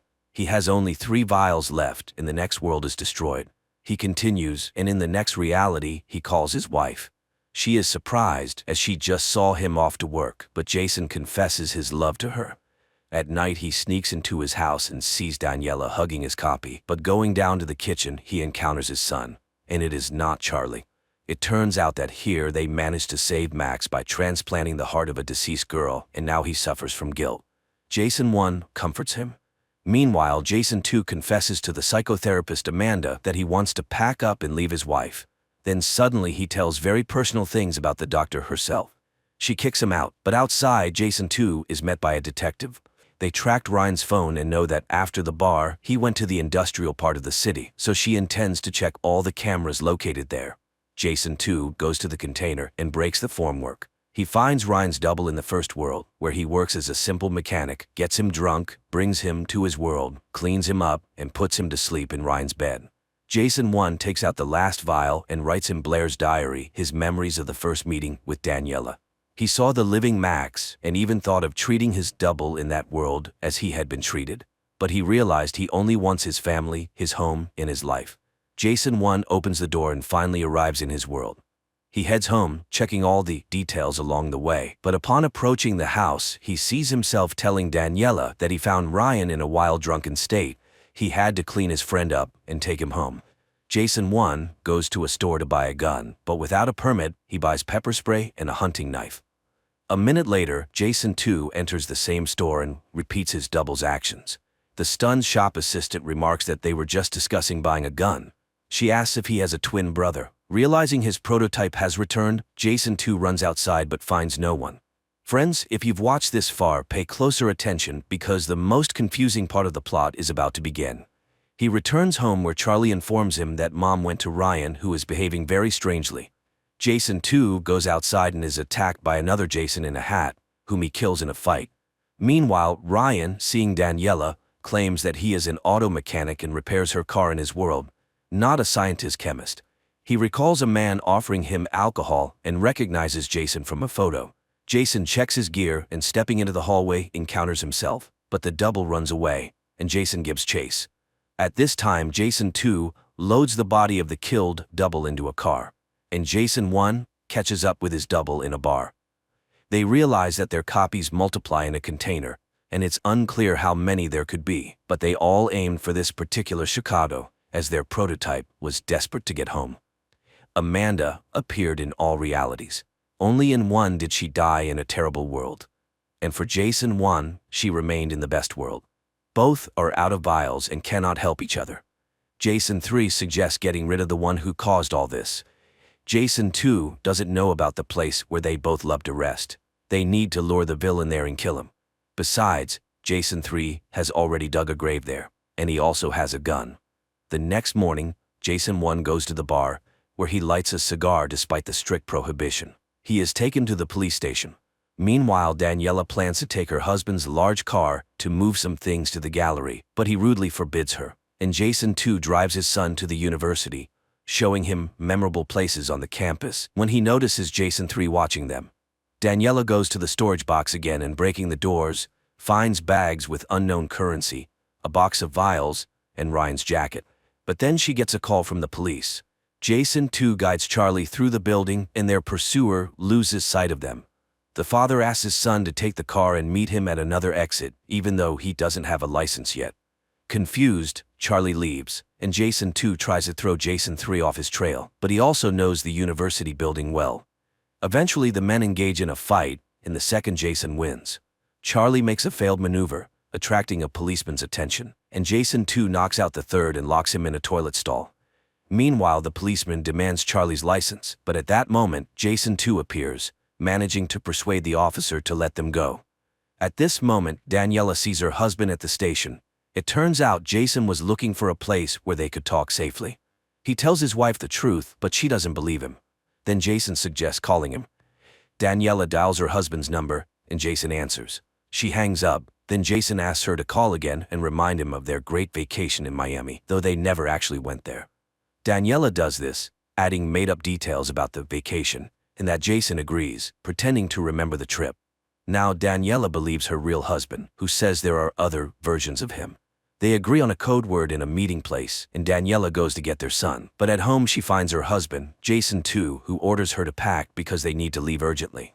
The mother tries to talk to her son, but Jason 2 is on guard and doesn't let them do it. The woman leaves supposedly to get a suitcase and messages Charlie. The boy leaves first, and Daniela lures her husband into the basement and pushes him down the stairs. They drive away, but another car with yet another Jason behind the wheel cuts them off. Daniela realizes this is another version of her husband. At this moment, they are rammed by a car driven by yet another Jason. Daniela and Charlie flee. Soon they reach the place where Jason 1 is waiting for them.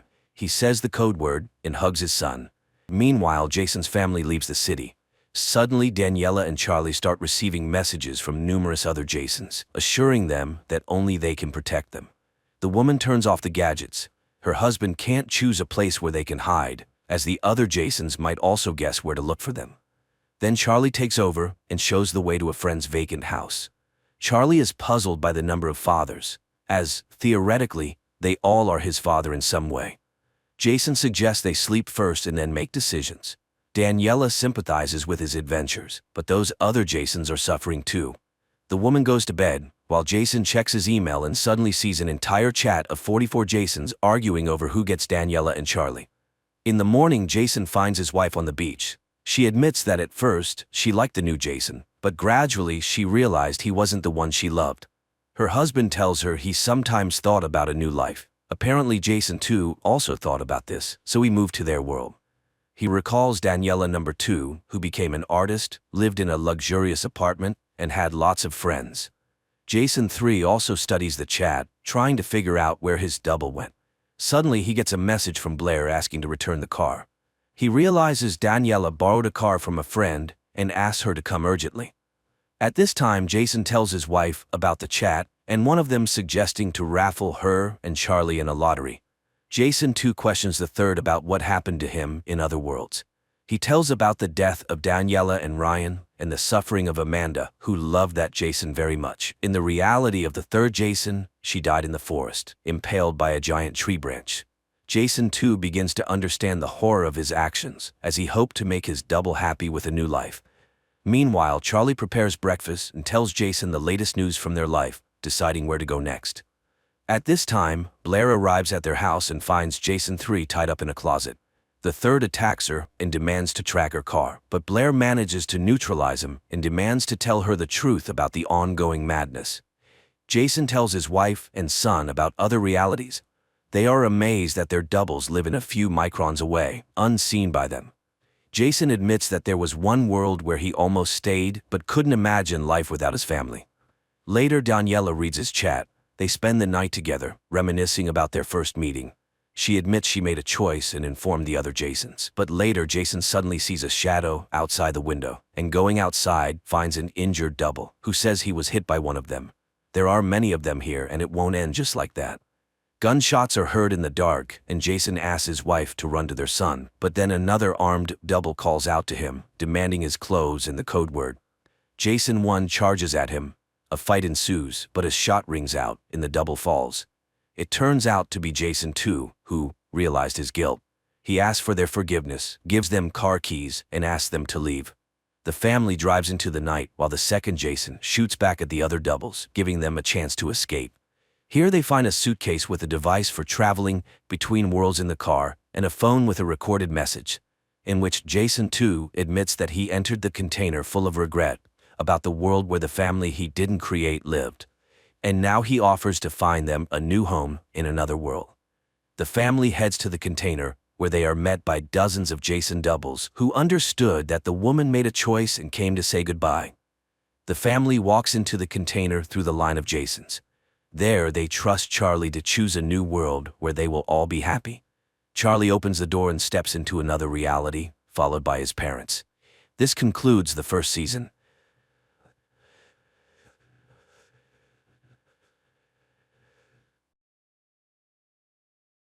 Hello everyone, today we'll be talking about a fantasy film called Dragon Wars. Be ready for some spoilers ahead. Every 500 years, a woman is born with the spiritual energy to transform a serpent into a celestial dragon. The creature that possesses this power can determine humanity's fate by either destroying or saving the world. Somewhere in the city of Los Angeles, the police are examining the sudden appearance of a giant trail, seemingly caused by a large creature. Ethan is a reporter who's also here to investigate the situation, but the government agents refuse to answer any questions and tells him to leave immediately. However, the man notices something strange as he looks into the field and sees what appears to be a piece of scale buried inside the ground. Apparently, Ethan has seen this before when he was a child, and he begins recollecting the memories as he stares into a strange medallion that he wears. 15 years ago, Ethan went to a local antique store, accompanying his father as the man tries to sell a blade to the store owner named Jack. The boy looks through the items and sees a mysterious box unlocking itself after sensing his presence. The box opens and reveals a giant piece of scale that emanates an aura towards the boy. The store owner perceives this and begins having a heart attack, but when the father tries to call the ambulance, Jack tells the man to buy a medicine from the neighboring shop instead. Ethan's father tells the boy to look after the old man and runs off quickly, but it turns out that Jack faked everything in order to speak to the boy alone. He tells Ethan that there are giant serpents called imugis that live in the heavens, and every 500 years, one of the serpents is awarded for its good deeds and turned into a celestial dragon. For this to occur, the creature needs a magical object called the Yuiju, but the evil serpent Viraki and his followers have tried for a long time to steal this item. 5 centuries ago, the heaven decided to hide the Yuiju by sending it to a city in Korea and guarded by its best warriors Haram and his master Buchan. But the evil serpent also knew the location of this magical item and plans to steal it one day. The local lord's wife gave birth to a girl named Naren, and the one destined to be the holder of the Yuiju with a giant birthmark on her shoulder. When the girl becomes 20 years of age, the Yuiju would form inside her, and the evil serpent would appear once again. Naren soon becomes a beautiful woman, and she begins falling in love with Haram, who shares the affection as well. The master shows Haram the good Imugi, who's destined to become a celestial dragon, and the young man looks at the giant creature in shock as it swims inside the waters. Buchan also gives the man the medallion that only the protector of Yuiju wears, which can protect him from harm if his life is in danger. Eventually, the evil serpent brings all its followers to the village in search for the girl, and the army begins shooting numerous bombs at the people, causing tremendous damage. They charge at the city and kills all the men one by one, as the people are no match for their dragons and magic. They capture all the women and looks through every one of them, trying to find the girl with the giant birthmark on her shoulder. The army soon arrives at the Lord's house and kills Narin's father in front of her, causing the girl to run out and mourn for her dying parents. The soldier rips open her clothing, discovering her true identity, and forcefully takes her away from her home. Luckily, the master flies in and fights the army with his magic, giving Haram the chance to save the girl. The two run into hiding, and the man tells Naring the truth about her destiny. The master manages to escape the fight after being wounded, but finds the medallion on the ground with his pupil nowhere in sight. Haram tries to run away with Naring instead of bringing her to the good Imugi, and the evil serpent Baraki chases them closely behind. The creature corners them on a cliff, and the two decide to jump and fall into the oceans, killing themselves in the process. The store owner gives Ethan the protector's medallion and reveals that he's actually the reincarnation of Buchan, and the boy used to be Haram, the warrior that he raised. This is their second chance in fulfilling the prophecy, and the boy must find a girl named Sarah who also has the giant birthmark and bring her to the Grand Cave. After remembering the girl's name, Ethan goes to his friend Bruce and tells him to find the girl, as she's likely to be related to the giant trails. But the friend tells Ethan that they need more details, as there are probably thousands of women in the city with the same name. Meanwhile, Sarah sees the news on TV about the gigantic landmarks and suddenly becomes wary about her safety, running home even without saying goodbye to her friend. She's clearly subconsciously aware of this danger and tries her best to protect herself by looking through a book about ancient prophecies. Her friend Brandy goes to her home and is shocked to see that Sarah has put up numerous paper talismans in the house to ward off evil. The girl tries to comfort Sarah and tells her that she's only imagining the danger. But this doesn't help at all, as she can't shake the instinctual fear inside her heart. Sarah's worry turns out to be valid, as the giant serpent has appeared in the city looking for the Yuiju, destroying everything on its path. The girl begins having nightmares and waking up at night. She feels an intense pain coming from her birthmark and calls the ambulance to take her to the hospital. Brandy tries to look for her friend after finding out that Sarah was hospitalized, but the nurse refuses to let her visit right now as they pass the visiting hours. With no other choice, Brandy goes to Sarah's house to pack some clothing for her friend, but suddenly feels the ground shaking from the outside. The girl runs out of the house, only to see the giant serpent in front of her and screams in fear. Baraki bites her before she can escape and tosses her into the pool, leaving her to die. The next day, Ethan receives the report that a woman was killed inside a house by what the neighbors claim to be a giant snake. He immediately heads towards the location, fearing that Sarah may have died already. When he arrives at the scene, he realizes that the girl is not the one he was looking for, and learns from the neighbor that Sarah was taken to a hospital before the attack. He rushes towards the location to find the girl, but is stopped at the front desk, who tells him that Sarah was put into quarantine for a wound on her shoulder that may cause infections. Ethan tries to look for another way in, and meets a doctor who's a big fan of the news reporter and helps him find the girl right away. He sees the woman sitting on the bed and tells her that he believes in the danger that she's feeling, and explains that they must leave this place as the monster is nearby. Suddenly, they feel the whole building shake violently as the giant serpent has tracked them to the hospital already. The doctor rushes in and tells the two to leave right away as they're in great danger. Ethan takes the girl towards the exit as the doctor slowly transforms into Jack, who was watching over them from the very beginning. They run to the car driven by Bruce, and the man hits the gas pedal right away after seeing the monster appear in the garage, chasing after them as it destroys everything in sight. They rush out of the hospital and manages to escape quickly as the creature charges out one step behind and roars in frustration towards his prey. Before they can catch their breath, Bruce hits someone with the car and stops immediately. But it turns out that the man is a servant of Baraki and plans to take Sarah back to his master. The two tries everything they can to stop the general, but their attacks are useless against the man's armor. Luckily, the man was hit by a car before the girl was taken, and the driver takes them away quickly from danger. The woman drops off the two after confirming that they're not hurt, and begins transforming back into Jack, showing that the old man continues to help them in their perilous journey. Sarah is confused about everything that's happening, and questions the visions that she keeps on seeing in her dreams, doubting her own sanity. In order to find out about the truth behind her past, Ethan suggests that they go to a psychology professor of his who specializes in extracting repressed memories. He promises to keep her safe as they share a kiss on the beach, but Ethan realizes that her destiny is to die if she's really the holder of the Yuiju. On the other side, the continuous attacks in the city has caught the government's attention, and they begin to suspect that Sarah is somehow responsible for the monster's appearance. The mission leader realizes that they may have to terminate the girl if they're not able to contain the situation, as the creature seems to be looking for her. At the same time, Baraki's general begins summoning more of the serpent's followers and monsters into the world using numerous ancient scrolls, and they prepare to take Sarah by any means necessary. The government manages to track down the location of the giant serpent and sends an army of special forces to terminate the beast. They head inside the cave of the monster and sees the enormous creature appearing in front of them.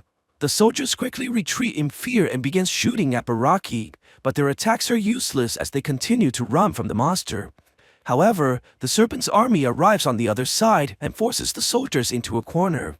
The general summons his magic towards the man and destroys them in a single attack. Meanwhile, Ethan's professor is trying to extract the suppressed memories from Sarah's mind, and eventually, the girl begins seeing her childhood and then further into her past life as well.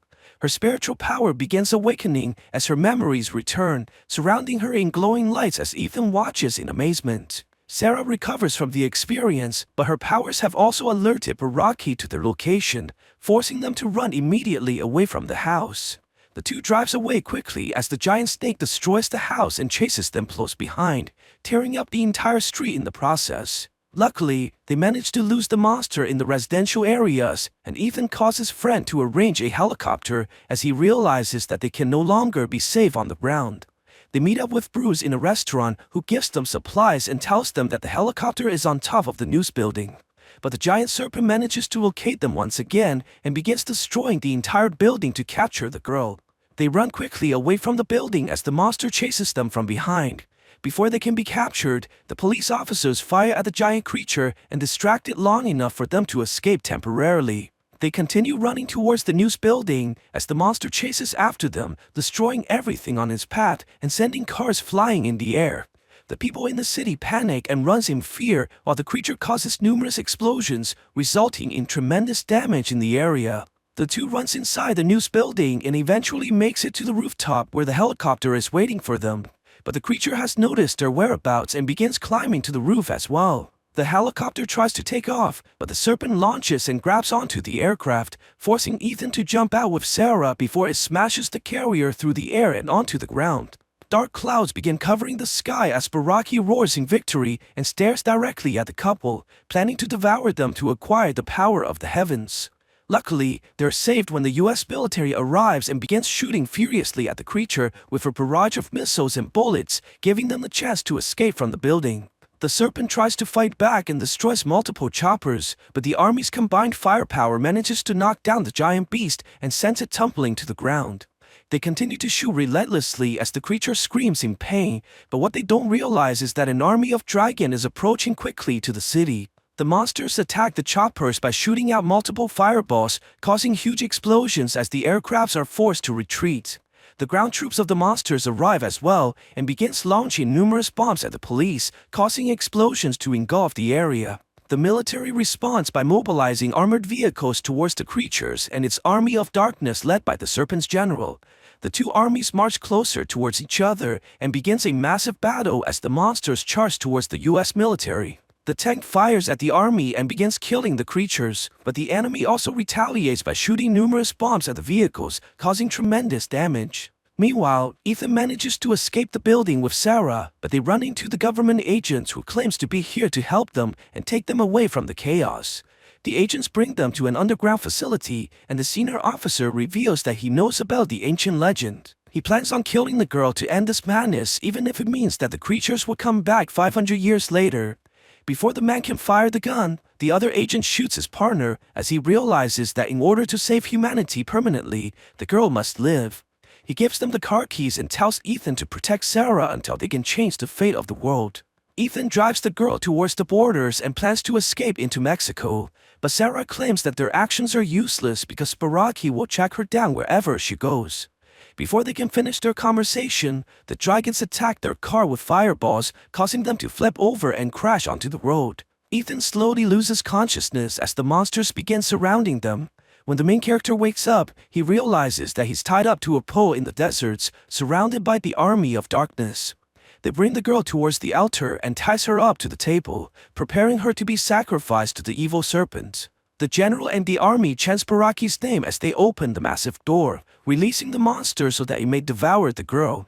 The giant serpent moves closer to the woman and towers over everyone, while Sarah screams in fear at the sight of this monstrosity. Ethan screams the woman's name hopelessly, which awakens the medallion on his chest, summoning the thunders from the heavens, which concentrates the energy into a large shockwave that stuns the entire army and turns them into dust. The giant serpent recovers from the explosion and attacks them with anger, knocking Ethan away from the girl. Before he can devour Sarah, another Imugi charges towards it and knocks it to the ground. It carries Baraki by its jaws and throws the monster away from the couple. The two giant monsters roar at each other, and Baraki launches towards the other Imugi, biting its neck and throwing the giant serpent onto the floor.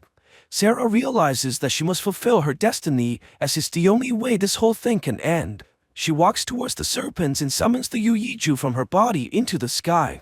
Baraki tries to grab the glowing orb, but Sarah sends it the other way and the good Imugi swallows the energy at this opportunity. The evil serpent sees this and begins attacking his foe, but the good Imugi transforms and sheds the skin on his body, finally turning into a celestial dragon.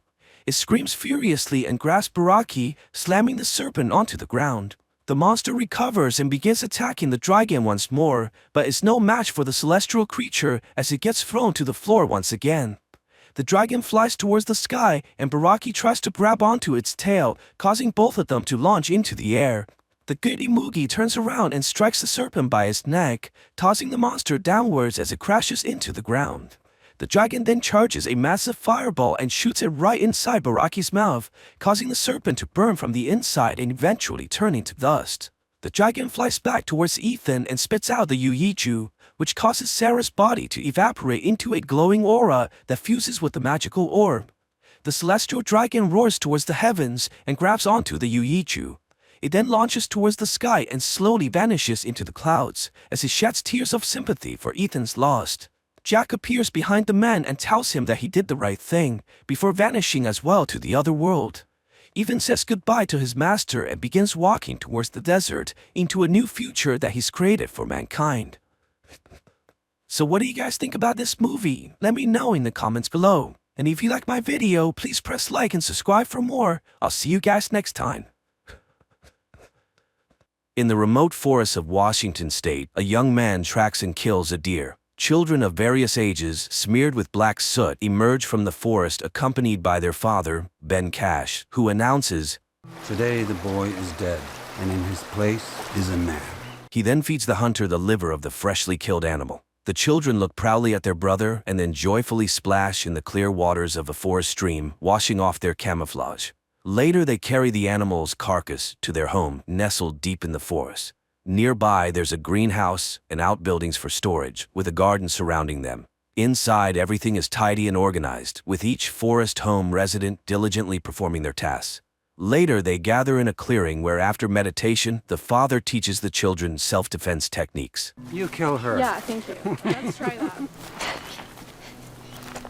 In the evening, the family gathers around a campfire where the children read world classics and scientific literature. The father questions each child about the material, helping them understand everything from advanced mathematics to literary styles, and gives them assignments for the next day. Then he takes out a guitar. Everyone brings their instrument, and soon an improvised melody plays by the campfire, under which the children dance. In the morning, the family goes for their mandatory run along forest trails. Everything seems to follow a well-established routine. Later, the father and his eldest son, Bo, return from a trip to the nearest town for supplies. Unexpectedly, the younger children ask, "Why does Mommy have to be gone so long?" She hasn't been gone very long. It turns out their mother is in a hospital, and the father is going to find out when she can return home. In town, while Ben shops, local girls flirt with Bo. However, he doesn't know what to talk about with them, as his knowledge of political structures doesn't interest them much. So Bo goes to get the mail and finds several letters addressed to him, inviting him to the country's best universities. Meanwhile, Ben reaches his sister, who informs him that his wife Leslie has taken her own life. Returning home, he sits under a forest waterfall for a long time before coming out to the children to announce the tragic news. Last night, Mommy killed herself. While everyone weeps, Ben's middle son, Relian, grabs a knife and tries to attack his father, but then directs his blows at a tree, venting his anger. Later, Ben reads his wife's found will, amazed by it. But morning comes, and the family again runs along the forest trail and exercises in the clearing. Suddenly, Relian asks, "Dad, when's Mom's funeral?" Ben returns to town and contacts his wife's parents, who blame everything on their former son-in-law, even though they chose this life together. When Leslie got sick, her parents found and paid for the clinic, but nothing helped. I found her will. You are not welcome here. I will have you arrested. However, Leslie's mother informs him that the burial will take place in 5 days. Later, the family discusses what happened. The children understand their grandparents' anger, but cannot allow their mother's will to be disregarded. However, the threat of their father being arrested and them being sent to an orphanage scares them. At night, Ben hears his wife's voice. What we're doing out here is so incredible. I love you so much. In the morning, Ben finds all 6 children ready in the yard, wanting to see their mother one last time. He strongly opposes the trip, but the children insist. Dad, give us the mission. Mission, rescue Mom! But Ben reminds them of the upcoming training. Struggling, Relian falls off the cliff and injures his arm, but the father reminds him, "No one will magically appear and save you in the end." The children persistently conquer the difficult peak as it starts to rain.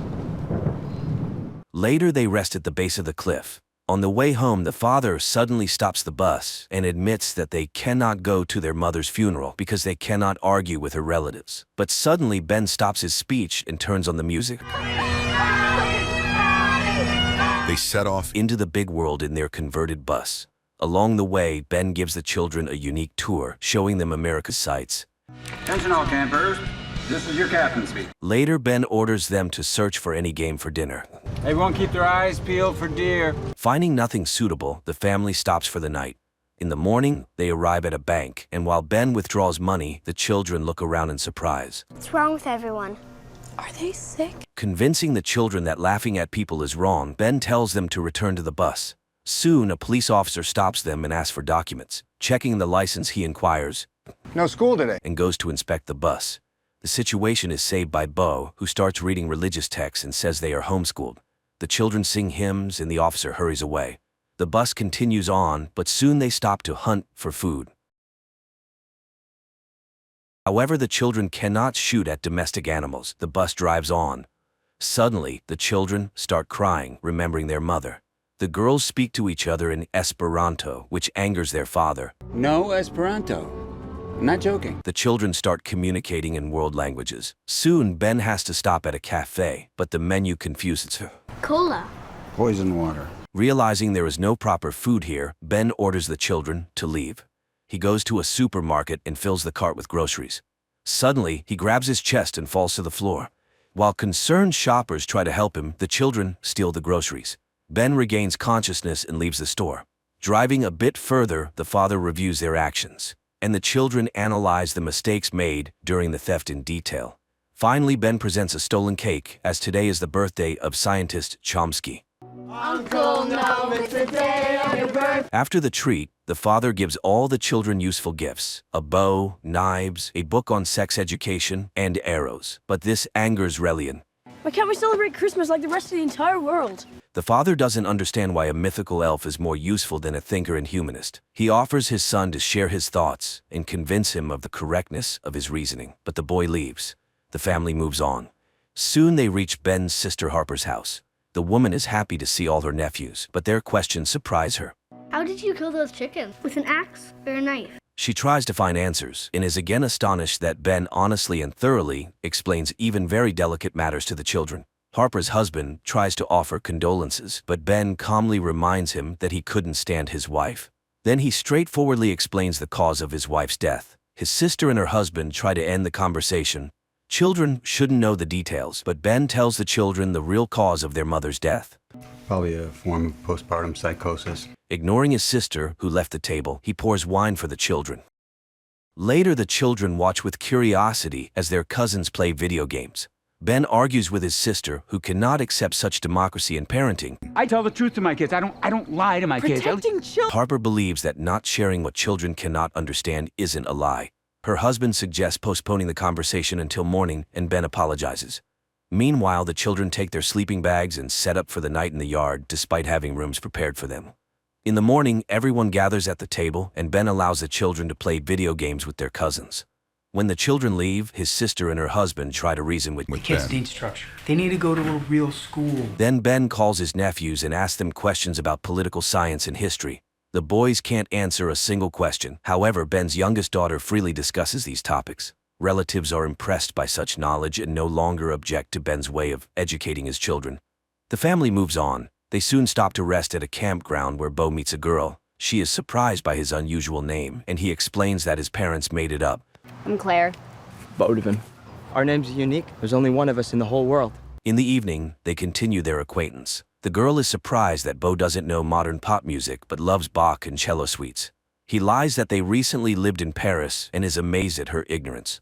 He avoids questions about his mother and, after kissing the girl for the first time, declares his intention to marry her to her mother.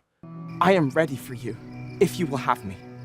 Will you be my wife? The mother leads the girl back to the trailer. In the morning, the bus pulls out of the parking lot and Bo waves to the girl and her mother. That day, they reach the church where Leslie's farewell ceremony is held. Relatives and friends mourn the woman when a group in bright clothes enters the church, stunning everyone. The preacher tells about Leslie, and when he mentions her husband, Ben takes the floor and reads his wife's will. First of all, Leslie practiced Buddhism. If nothing else, she had a sense of humor. Leslie's last will and testament. Finally, she asks to have her ashes flushed down the nearest toilet. Enraged, Leslie's father Jack orders Ben to be thrown out of the church. The children run after him while the preacher continues his sermon. Soon, Leslie's coffin is carried outside. Grandma and Grandpa hug the grandchildren, some of whom they see for the first time. Nevertheless, Jack forbids Ben to go to the cemetery, threatening arrest. Ben orders the children to get in the bus and follows the procession, though the children beg him to stop. No, I don't want to lose you! Hearing the last argument, Ben stops the bus.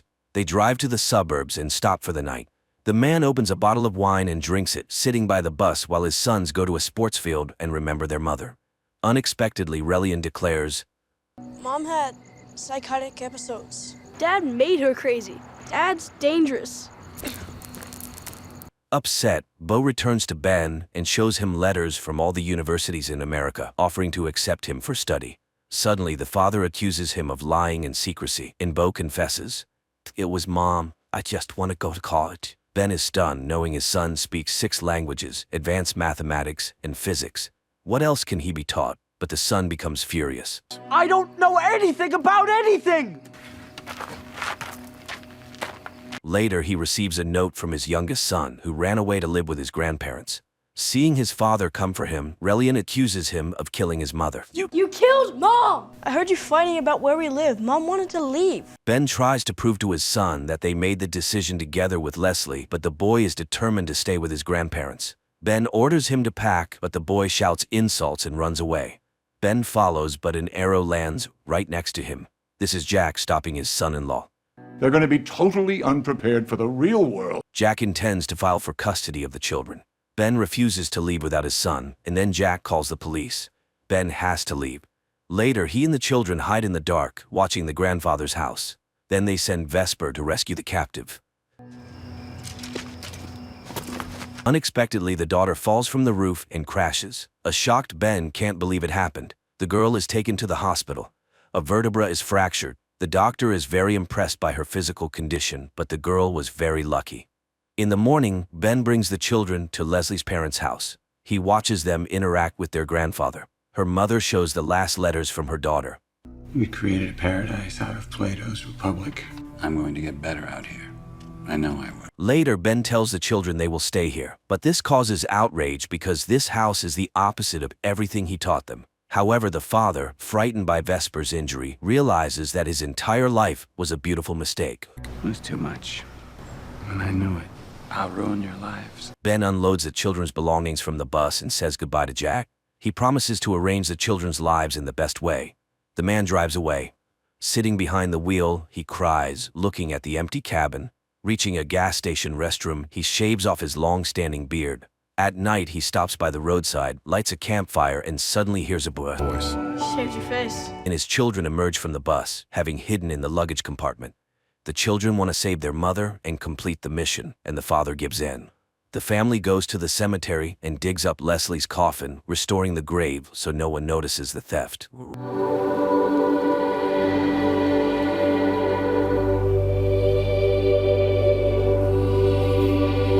Later, Bo shaves his hair and beard, earning his father's approving smile. Soon the family takes Leslie's coffin to the seaside, where the children build a funeral pyre for her, and after saying their goodbyes, light it under their mother's favorite song. Everyone sings and dances, fulfilling her last wish.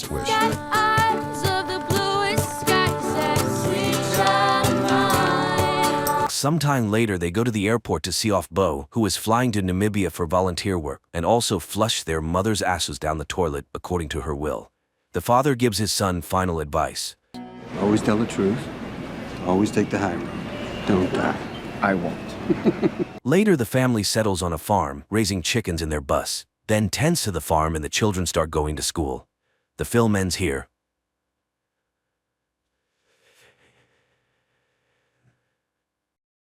Japan 2023. People board a train and head to work. Everyone is busy with their own things, scrolling through Instagram feeds, making acquaintances on social networks, and discussing plans for the evening, unaware that in just a few minutes, their lives will change forever.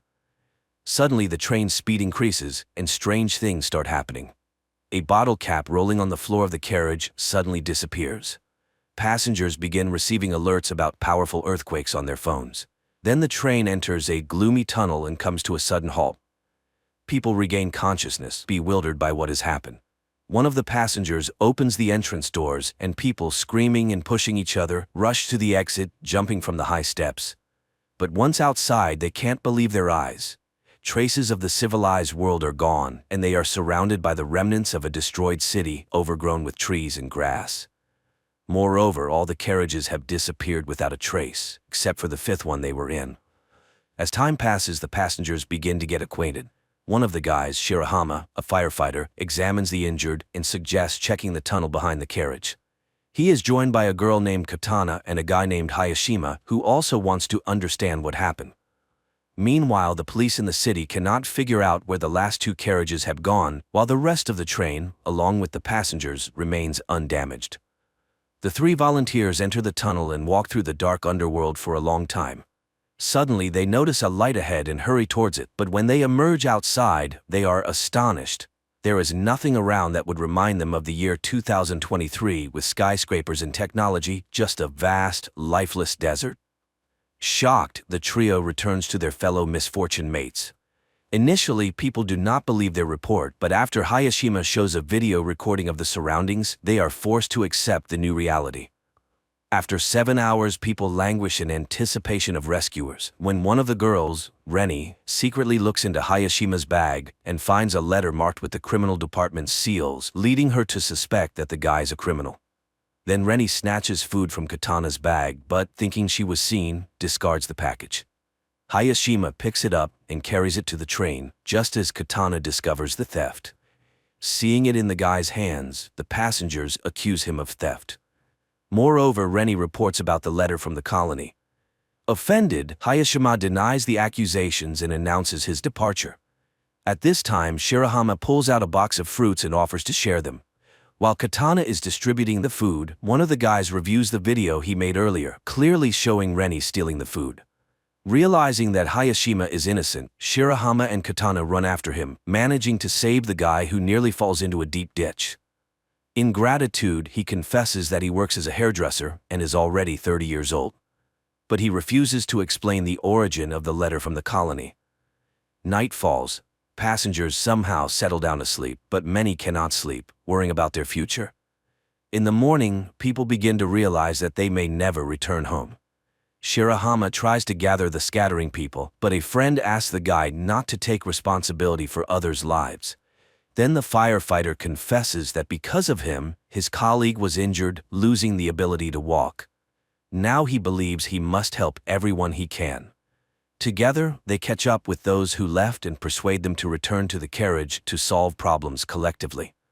Seeing this, Hayashima remembers his brother who was in prison, and the letter in his bag was from him. Fate had it that he had to take on the upbringing of his younger brother, and he still feels guilty for his older brother becoming a criminal. Meanwhile, a couple of passengers explore the surrounding area and find the ruins of a high tower.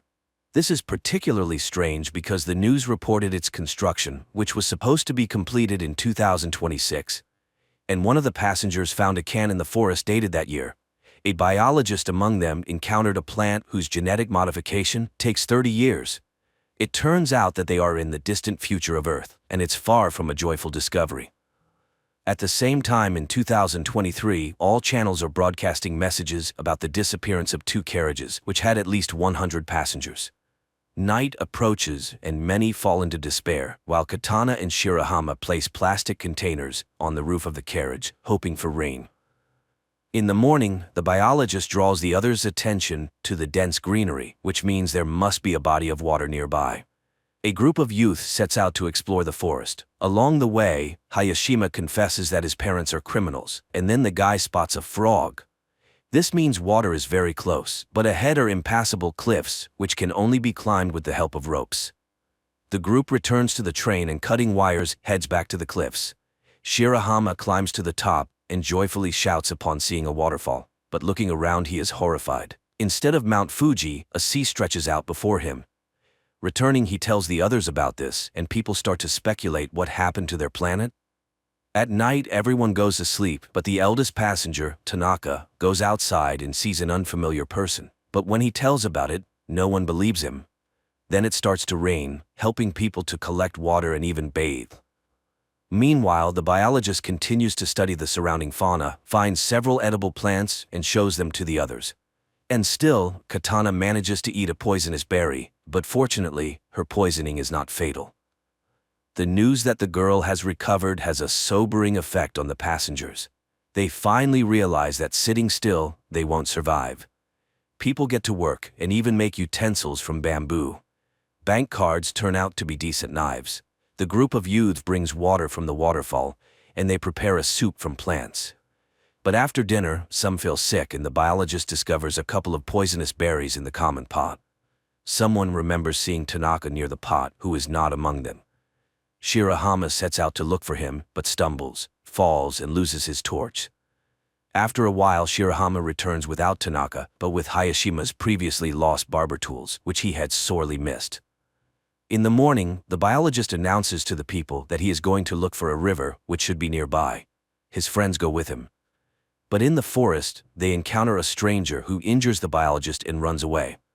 The guys carry him back to the train, where fortunately there is a medical student who provides the injured with first aid. The others help as much as they can and pray for the guy. Later, Tanaka unexpectedly returns from the forest. It turns out he worked for a security company and can show how to make traps around the camp. Reni asks Hayashima to fix her hair, and soon there's a cue for the guy. Meanwhile, Shirahama and Katana notice a teenager caught in one of the traps, but the youngster gets out on his own and runs away. The friends hurry after him and soon find themselves by the river, but the boy asks them to wait for him at the spot and disappears into the forest. Hayashima, noticing their disappearance, catches up with the pair. At this time, the teenager returns and leads the friends to carriage number 6, which mysteriously ended up several kilometers away from the 5th carriage. The passengers from the 5th carriage are welcomed by the leader of the group from the 6th carriage, Yumamoto. Their carriage was lucky to be near the river, where there was plenty of fresh water and fish. Moreover, among them was a builder who, under his guidance, they were able to quickly set up a camp and even build a kitchen and a toilet. The newcomers find the one who injured their biologist. He confesses that he did it out of fear, thinking they were going to attack him. He bows deeply, apologizing for his action. And Yumamoto admits that he believes a return to the past is possible.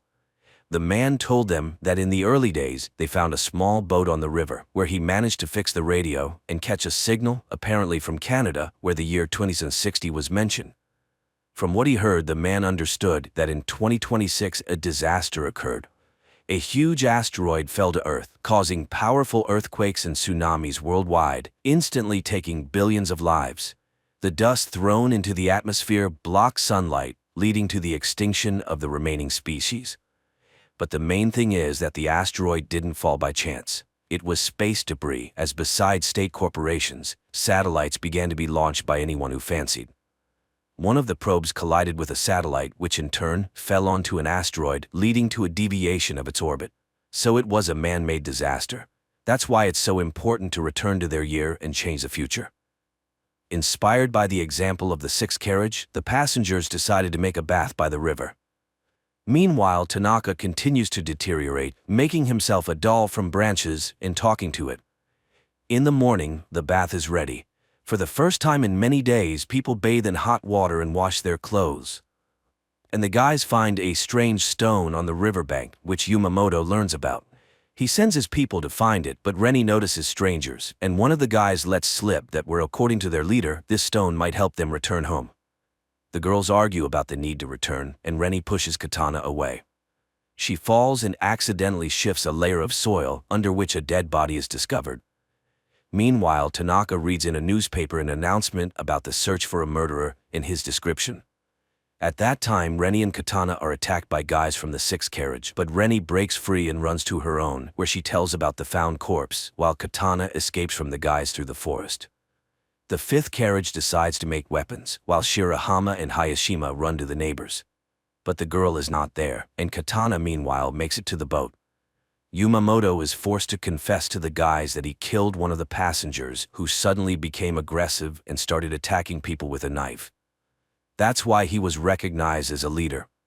The guys go home, hoping that Katana has returned, but she's not there, and the rest urge to go to the 6th carriage and punish the guilty. And the guys go again to look for the girl. Katana hides in the boat when Yumamoto comes in. He pretends to be calling an unknown station, but the girl sees that the wires are cut. The man discovers her and confesses that he doesn't want to return to the past because he intends to create a new society here. After that, he ties up Katana and locks her in the cabin, where her screams cannot be heard. In the morning, the passengers of the 5th carriage are just about to attack the neighbors when one of the women suggests backing up and looking for a building where they could hide. At this time, guys from the 6th carriage go to the neighbors to scavenge something, but they fall into traps. A fight starts when the rest of the 6th carriage's passengers arrive, and there are more men among them. The fight escalates into a real battle, which is stopped by the appearance of the escaped Katana, who accuses Yumamoto of lying. He is forced to admit to the deception, but he just wanted to keep people's spirits up. However, the passengers decide to exile the former leader.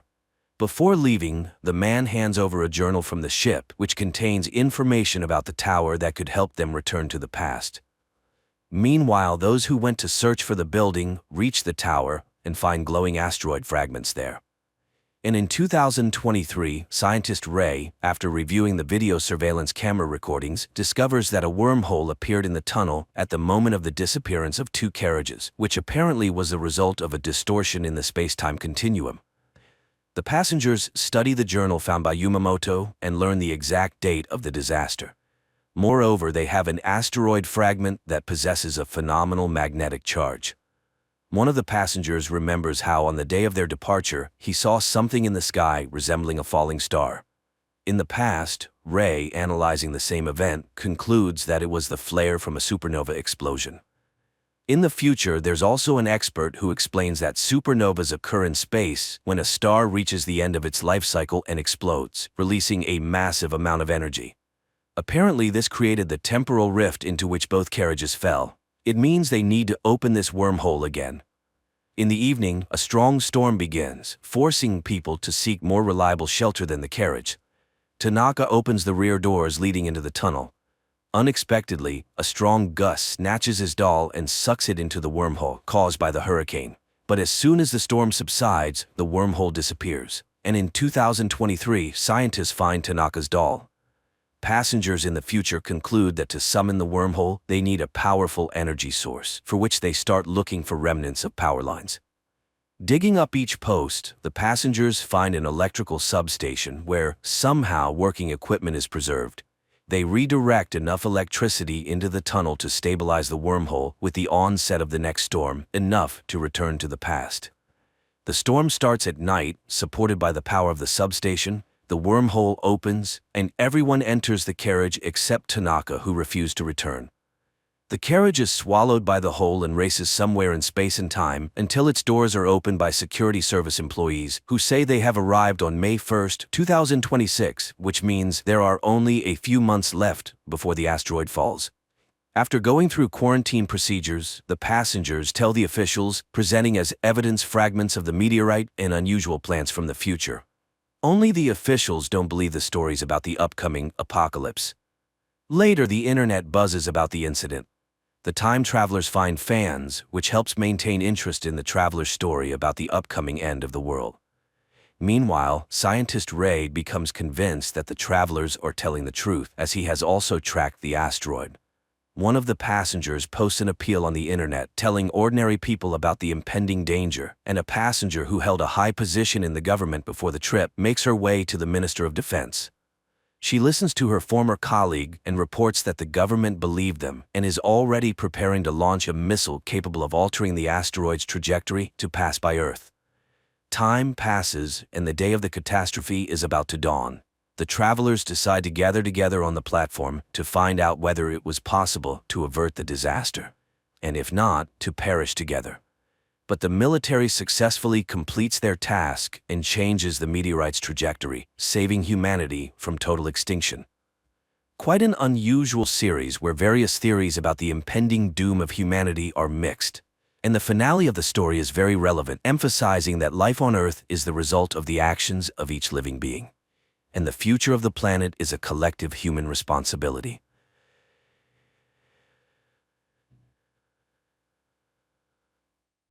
Bob is an ordinary man at first glance, living in a small northern town and working at a lumber mill. His ex-family, his wife Darlene and daughter Eva, live far from him. Their relationship is strained. The girl has reached a troublesome age, behaving oddly and completely ignoring her mother. One ordinary day, Bob returns home and receives a call from Darlene, who complains about their daughter and asks him to influence her. However, Bob asks to be forgotten and ends the call abruptly. Yet, he is deeply upset by Eva's behavior, and to relieve some tension, heads to a bar where he soon notices a dealer. Later they meet on the street. The young man tells him that his boss, Nelson, is in need of couriers. He remembers Bob from his NHL days, especially a famous fight Bob would rather forget. The man cuts off the young man's enthusiasms and buys some goods, dismayed by the rising prices. At work, Bob goes to inspect one of the malfunctioning blocks of the crusher. He climbs up to the machine and stares inside as if he wants to step into the blades. His grim thoughts are interrupted by a coworker's voice, and Bob abandons the frightening idea. Later, Bob tells his boss he needs a few days off, packs his things, and goes on a trip. However, on the night road, he suddenly feels very ill. Racked with pain, he loses control, and his pickup veers off the road. Barely recovering, Bob calls Nelson and then reaches a roadside cafe where he immediately heads to the bathroom, startling patrons with his bloodied face. Overcoming pain, Bob washes the blood off his hands, which are already bandaged, and then examines his side. It becomes clear that a piece of his skin has become invisible, making his internal organs clearly visible. Bob bandages himself with towels and returns to the dining area, where Nelson soon arrives. The dealer agrees to tow and fix his pickup, in exchange for which Bob will have to serve as his courier, especially since he is heading in the needed direction. Nelson admires his hockey talent and confesses he still watches his old games. He tries to offer support, but Bob cuts off his attempts to befriend him and reluctantly agrees to become a courier. Nelson brings Bob home, then heads to a dump frequented by bears. This time, he shoots one of the animals and guts it on the spot. In the morning, Nelson delivers to Bob a container with the animal's organs, which are to be sold on the black market. The pickup is already repaired, and Bob sets off. He reaches his ex-wife's house late in the evening. Darlin lets Bob inside and informs him that Eva is staying over at a friend's. In the morning, Bob prepares to meet Nelson's contact, who runs a repair shop in town. At that moment, Eva appears. She is happy to see her father, but feels hurt when he refuses to take her with him. Bob drives to the shop, where the owner's employees greet him with a search, but the owner recognizes the former hockey player. He warns that working with Nelson is dangerous and advises thinking about the future. Nevertheless, he hands over the package for the dealer, and noticing Bob's unwell appearance, he gives him a Chinese remedy he gets from a local store. Later, Bob returns home. Ava also notices that her father is feeling unwell, but he brushes it off as Rib's injured at work. Suddenly, the girl asks about the diagnosis of her grandfather, Bob's father, who had died long ago. The man explains that his father voluntarily left this life because he had some issues with his head. After the conversation, Eva runs off to her friends, but on the way she stops by a Chinese pharmacy. The seller is very welcoming and even suggests visiting a doctor who is available right there in the next room. Even when the girl refuses to buy anything, the seller gives Eva herbal tea to improve her skin. Later, Eva meets up with her friends, who suggest going on a tour of an abandoned psychiatric hospital. Although Eva's friend doesn't want to go, Eva insists on visiting more than anyone else. They wander around the creepy rooms, scaring each other with possible ghost encounters. Eva confesses that her grandfather was once a patient there, whom she never knew as he died before she was born. She hopes to find old documents and learn his diagnosis. The group descends into the basement, where they are frightened by a figure in a white sheet, but on a closer look it turns out to be just a pile of rags. However, Eva's friend in terror grabs her hand, tugs at her sleeve, and sees a transparent hand. The girl gets even more frightened and runs away from Eva. Meanwhile, her parents recall their years together and Eva's childhood pranks, like when she went to school on her own at the age of 6. In the morning, Darlin discovers that Eva didn't spend the night at home. She, her friend, and Bob begin to search for the girl, but she's neither at the hospital nor the police station. Darlin goes to the station to file a report, and Bob starts investigating his daughter's belongings. He finds her phone and reads a chat with friends about the planned excursion. The couple goes to Eva's friend's house, but her father says their daughter isn't there. Later, Bob calls Nelson and reports that the delivery will be delayed. The dealer is very displeased. After this, Bob finds Eva's friends. They act provocatively, and the man loses control. After a scuffle, a boy admits they were at the psychiatric hospital. Bob realizes she was looking for her grandfather's data. At the same time, Eva regains consciousness in an iron cage. Meanwhile, her parents drive to the psychiatric hospital and enter the still-functioning part. The security tries to stop them from entering, but Bob gets into a fight and collapses from severe pain. The chief physician comes out, who remembers both his father and Bob well. She asks Darlin to leave her husband in the clinic, as he is not well. Bob remembers himself as a little boy in the same corridor. Later, he argues with the doctor, who calls what happened to his father a tragic accident, as he saw it all himself. The woman confesses that his father wanted to die to hide his illness from others. He was very afraid for his family. Bob immediately remembers how his father asked not to show him to his son. The doctor reminds that she couldn't stop the disease, but she protected the man. She shows the room of his father from where he watched his son's life and offers Bob to stay in the clinic. She will study his illness and provide all necessary care, but Bob categorically refuses as Ava needs him. Nevertheless, they lock him up. However, at night he wakes up to the sound of an opening door and sees that the way is clear and a bunch of keys to the clinic doors is on the bedside table. Bob dresses and leaves. He arrives home, but Darlin isn't there. Only her friend is going crazy with worry for the missing ones. Then Nelson calls again and starts threatening Bob, listing his family members, which drives the man over the edge. Hearing his swearing, Darlin's friend tells him that girls have been disappearing in the town for a long time and demands that something be done. He goes to her friend's house again, and this time he manages to meet her. The girl confesses that she now knows her friend's secret. She is the same as him. She hands over Eva's backpack that was left with her. Bob examines it and finds a package with Chinese tea in the same packaging that he himself received from the owner of the workshop for Nelson. He goes to the man and asks questions about the missing girls. The man is offended. Despite his illegal activities, he is a father and grandfather and would not kidnap people. He tells about the Chinese pharmacy. Meanwhile, unknown people examine Ava, probing her wounds, causing the girl to cry. Bob finds the pharmacy and tells the seller about his missing daughter. The woman is scared, but afraid to tell the truth. Then Bob notices Eva's bicycle in the back of the shop. He removes his hood. The woman is horrified, seeing his disappearing flesh, and she realizes that the girl is just like him. She tries to protect the doctor, glancing towards his office. Realizing this, Bob rushes in that direction, stripping off his clothes along the way. He descends into the basement, finds the doctor and his assistant, and starts beating them, demanding his daughter back. Then he hears Eva's voice calling him from a cage. Seeing what her father looks like, Ava is scared, but Bob calms her down and opens the cage, but the doctor manages to wound him. Bob leaves with his daughter. As a parting gift, the seller gives him tea that will help Ava and advises them to run. Father and daughter arrive home. Darlin immediately begins to provide help. It turns out she knew the father's secret and knows what to do. She couldn't confess to her daughter because she was afraid for her. In the morning, Bob regains consciousness and tells his daughter that he had to leave because of the illness. Ava confesses that she quit sports when she started having the same issues. She thought she was alone in this, but it turns out that her father and grandfather also suffered from invisibility. Later, Bob prepares to leave, although Eva doesn't want him to go, but the man confesses that his strength is leaving him, and soon everyone might find out his secret. He says goodbye to Darlin as Eva appears at the doorway with bags, intending to drive her father home herself. Through tears, the mother agrees to let her go. Father and daughter set off. Along the way, Eva starts asking questions. Bob admits that after what he experienced in childhood, he couldn't burden his family, so he left. The daughter promises to make up for everything they missed in their relationship.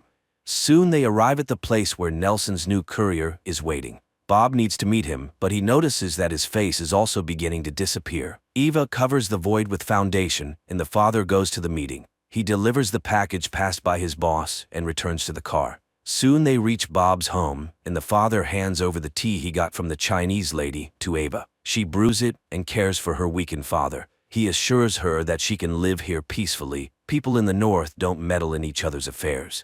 Meanwhile, Nelson opens the package and finds that he has been deceived. Ava goes shopping, and the dealer notices her. Later, the girl tries to calm her father, who has become almost invisible, and after a while he suddenly says that it's time for him to go, because later he simply will not be able to accomplish what he planned. He is ready to disappear at the sawmill, which he had already tried to do. Despite her objections, Bob drives to the factory, but standing over the crusher, he suddenly stops. At this time, an armed Nelson bursts into his house. He threatens the girl with a shotgun, demanding to know where Bob is. Even though Eva says that he sold the house to her, the man realizes it's not true since Bob's belongings are still there. He accuses Bob of dishonesty and decides to take it out on his daughter. Suddenly, something throws him away from Ava. The girl realizes that her father, who has become completely invisible, has returned and is using this to beat the villain. Bob demands that he leave his family alone, but misjudging his strength, kills the dealer. He confesses that he could not leave his daughter a second time, and now he will always be with her. Later they dump Nelson's body at the dump, where a bear finds it. Eva buys herself tinted glasses, sits in the empty car, and talks to her father, who advises her to drink her magic tea, as it helps. And he confesses that back then, when she was 6, he secretly followed her to school. Also, his father had told him that he did not want his son to see him like that.